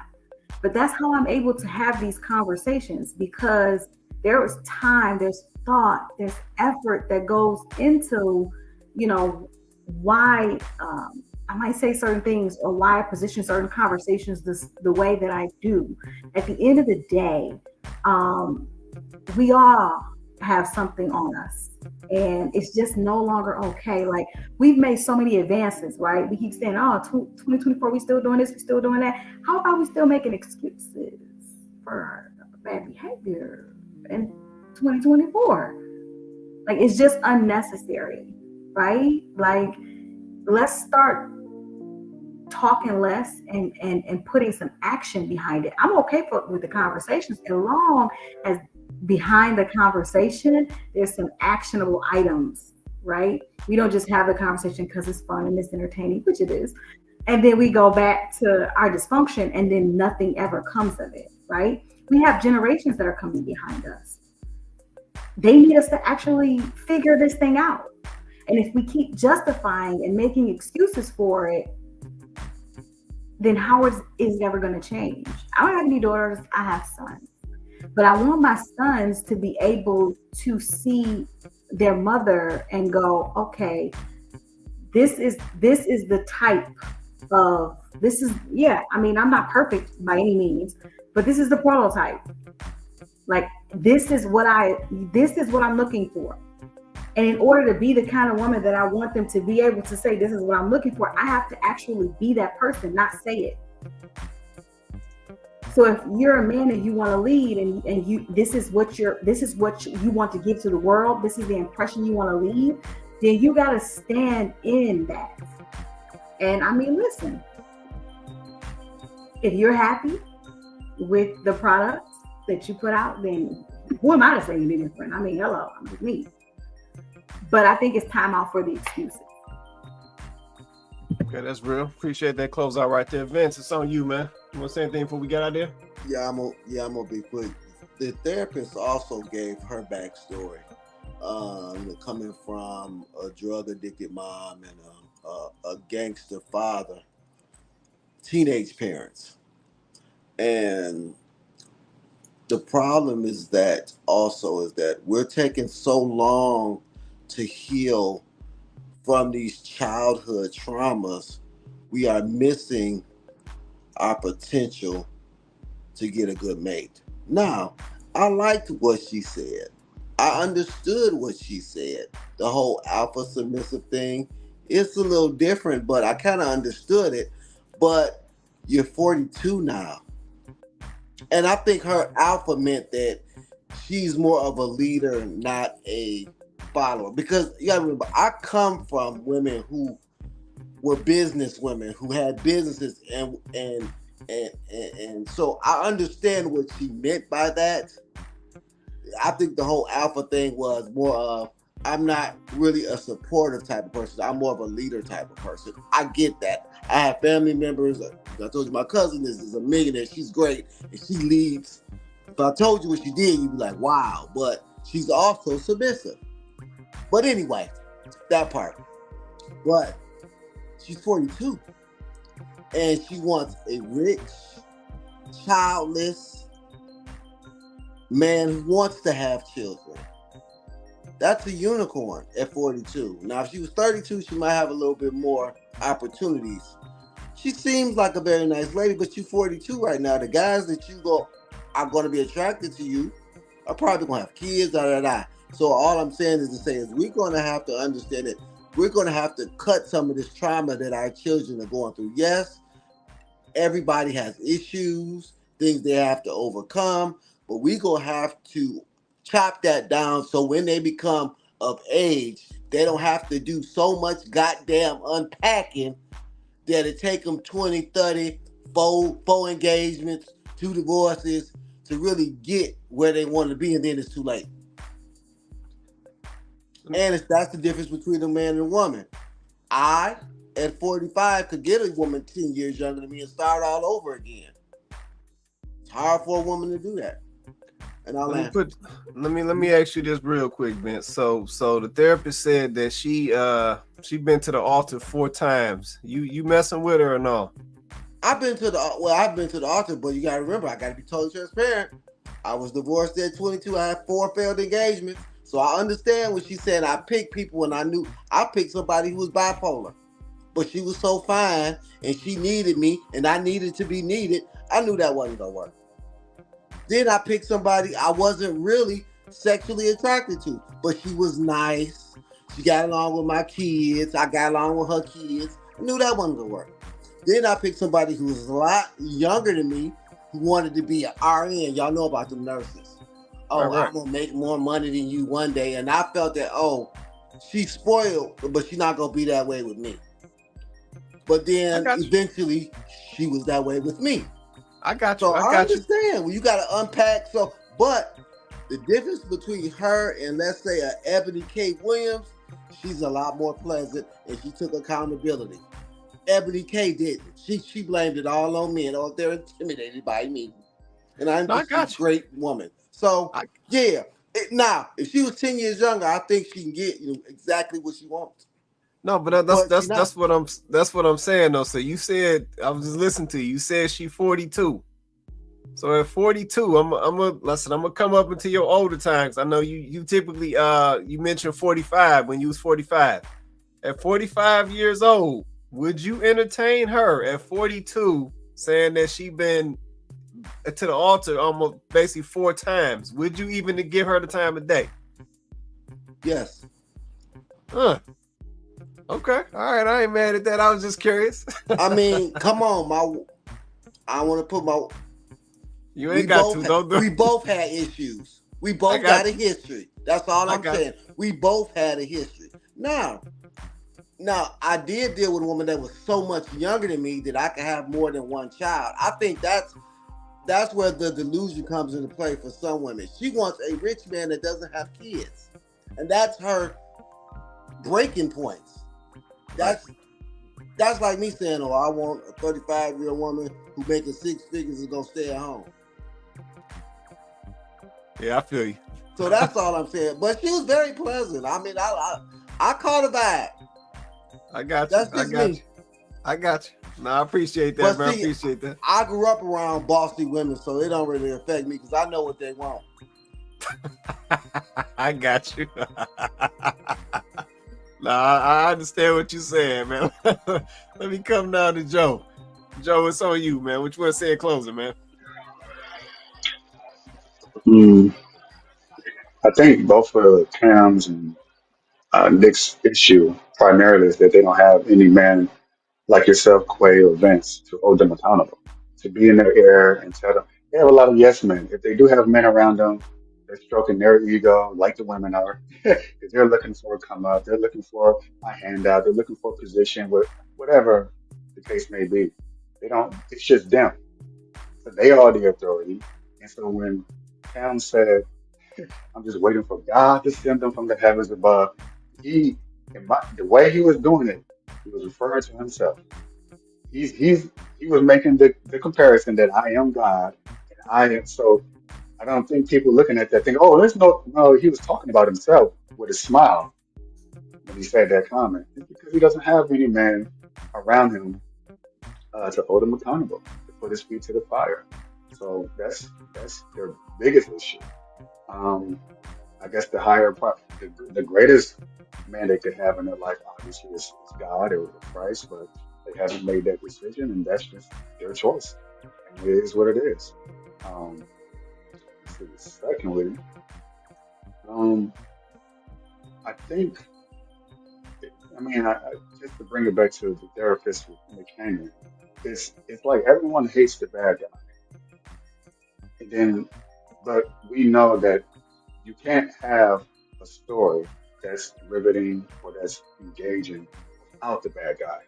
So we hate that they exist, but at the same time, we know how important they are in order to highlight the goodness in the man. Um, Even in those bad guys who portray themselves as such, which is why I brought up the Batman Bruce Wayne thing. It's like usually it's two separate people. You got the bad guy, we know that's bad, but sometimes, most of the time, it's all of us. So it's just the duality of life, of human nature. Now, you can say those are spirits or possession or demons or what have you, or you can just simply say that this is just night and day, up and down, the shadow and our physical self. It is what it is. And so we live vicariously through these people. And it's like a guilty pleasure in the sense that people, um, well, again, like I said, chastise them, wag their finger at them. But at the same time, um, what he said was true. Everything he did that was manipulative, that was lying, that was cheating, if it worked, it's going to be hard to convince someone that something like that works, that gets them to where they are, to stop doing that thing that works. Um, because it's been working. It'd be different if it didn't work. It'd be different if they fell on their face or it just isn't. Oh, I gotta go. Let me try being not manipulative. Let me try not lying or cheating or stealing my way to. But if it works and they see tangible results from it, that is a very difficult position to come down from, and then suddenly be like, oh well, let me just do the opposite because they're not going to be. All they know is what they know. In Cam's situation, look, you can say that he's got money and all this stuff, and they can't, but objectively speaking, it's way more than just money. Um, like Vince said earlier, these guys, you can be broke as a joke. I've had situations where money was not a factor in a woman's equation to say things to me like, I just want to have your baby. Just the reckless things that they would say. It's because of maybe the physical traits. Oh, he's tall. Or he looks a certain way. It's the way they dress, present themselves. These are good looking guys. They're tall. So it's more than just the wealth. It's not just the money that these women are going for. It's sometimes very primal thing. And they'll think with their loins before they think with their head. And so they'll say, I just want to reproduce that man. And that's just literally, you got curly hair. Yeah, we should do something. Just because I got curly hair? Oh, you're tall. Yeah, we should. So you just want to have unprotected sex so women would say and do the most irrational things, and probably because they don't have fathers in the home, most likely to help them guide their desires. Because I don't think those desires are bad. You see someone physically you're attracted to, you want to reproduce that person. But some people, it just goes out of control. They see something they like, and if I can get a son like him, or if I can, they'll do it. They'll do it, and they won't even think twice about it. So I think that's just Nick Cannon's situation, Cam's situation. A lot of these men's situations could have been my situation, but I choose to think with my head before my little head. And I have to oftentimes be the one to say, no, I can't do nothing. You got to have at least a condom. Like, aren't you even concerned? So, but if they're not concerned, a lot of men will take advantage of that. You can say, hey, listen, they don't care, I don't care. And some men will see that as an opportunity. And that's just the way it's going to be. Now, is it right? No. Am I justifying it? Absolutely not.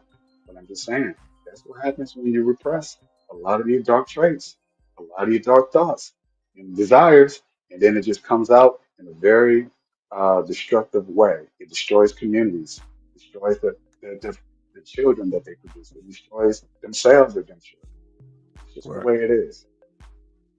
I got you. No, that's real right there. Appreciate that. That closeout. JR, it's on you, man. You want to say anything before we get out of here? Yeah, I want to say, yeah, thank you once again for having me on.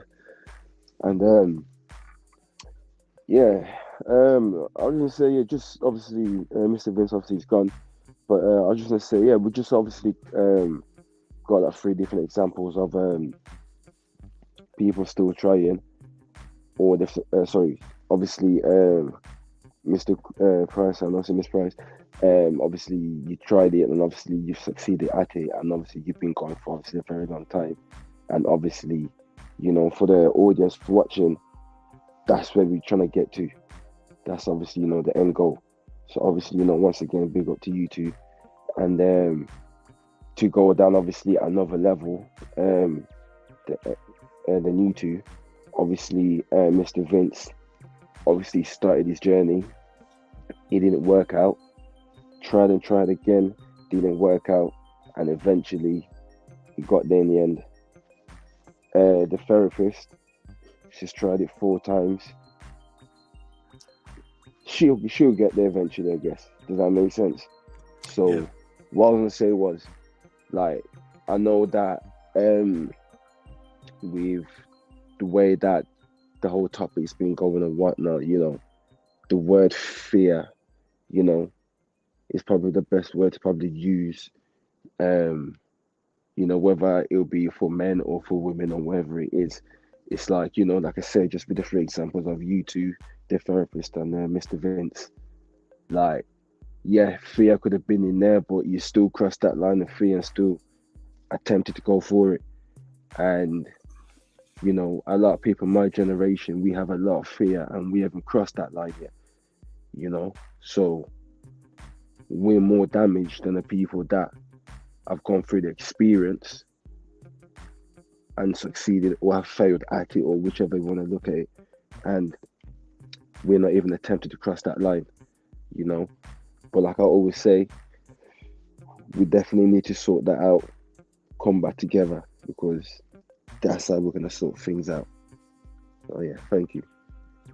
Appreciate that closeout, JR. Appreciate that, man. Yeah, I'll say this real quick and then we out of here. I think we had some good content for today, some good videos, for the conversation. Listen, I think it was a needed conversation. I think we all got to start being honest with ourselves, and we got to be honest with what we are doing. Yeah, we're trying to redefine things. We're trying to justify things. And at the end of the day, point blank, a lot of the stuff is just wrong. Let's just be real about it. It's wrong. Yeah, we know we shouldn't be out here, creating these separated, these AKA broken homes. We know we shouldn't be doing that. A lot of us have been taught better.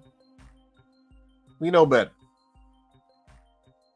Yeah, we know we shouldn't just be running from woman to woman, procreating and then not committing to the woman and all of that. Like, we know better. But we just choosing to do what we do, and then we want to put it or justify it under the guise of being scared. That ain't gonna cut it. Yeah, you're not that scared if you're willing to create a child that is a lifelong attachment. That don't sound scared to me. Yeah, you got a little, you can get out of a marriage before you get out of a child. The child is there for life. So you can't be that scared. So yeah, I think we just got to start being real with some of the stuff that we out here doing and correct some of this behavior that we are doing. That'll solve a lot of this. Yeah, fellas, stop acting like clowns and moving like clowns and being irresponsible. That's going to stop it on your end. For the ladies, stop participating in it. Stop volunteering to be the other side of the procreation. That's going to stop it on your end. Simple changes. And a lot of this stuff goes away. I got one question. Shout out to, go ahead, Joe, then we out of here. Do you think that therapist is an industry plant, as they say? And if so, what do you think the intention of her getting these high-profile interviews with these 2 black men? What do you think was the intention of doing so? So let me give you my honest opinion. My honest opinion is, yeah, there's definitely some planting. going on there. And 2, I think the intention was to extend out the gender war.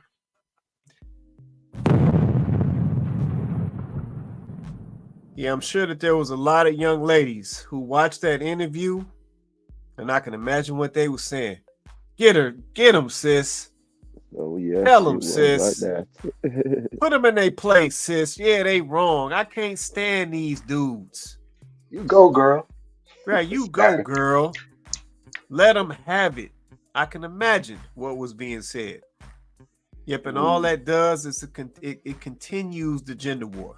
It continues black men and black women fighting at each other, being at each other's throat, saying, I hate what you doing. I don't like how you moving. I know you got money, but you ain't about nothing. It just keeps that going. Yeah, so it's no surprise to me that these interviews popped up to us and have been fed to us, and they going viral like crazy, and everybody's reacting to them. It's not a surprise. Once again, like I said, I pay attention to everything. It's not a surprise that his name is Nick Cannon with an NC, and his name is Cam Newton with a CN. It's not a surprise to me. Yeah, all of this stuff all happens for a reason. This is something that a lot of us was raised on. Everything happens for a reason. And here we are. So I'm not naive to it, but like I said, I think it's worth the conversation. Go ahead, Chloe, then we're going to get out of here. I was just going to say real quick, don't forget also that we are also on the heels of a presidential election where we're looking at potentially the first Black female, and she's not Black, but we're putting her in that category for some reason, but the first Black female president could potentially be elected, right? So it's a lot of female empowerment. It's a lot of, feminists, and it's a lot of that going on right now. So it's not surprising that she just because I don't know this lady. Like, who is she?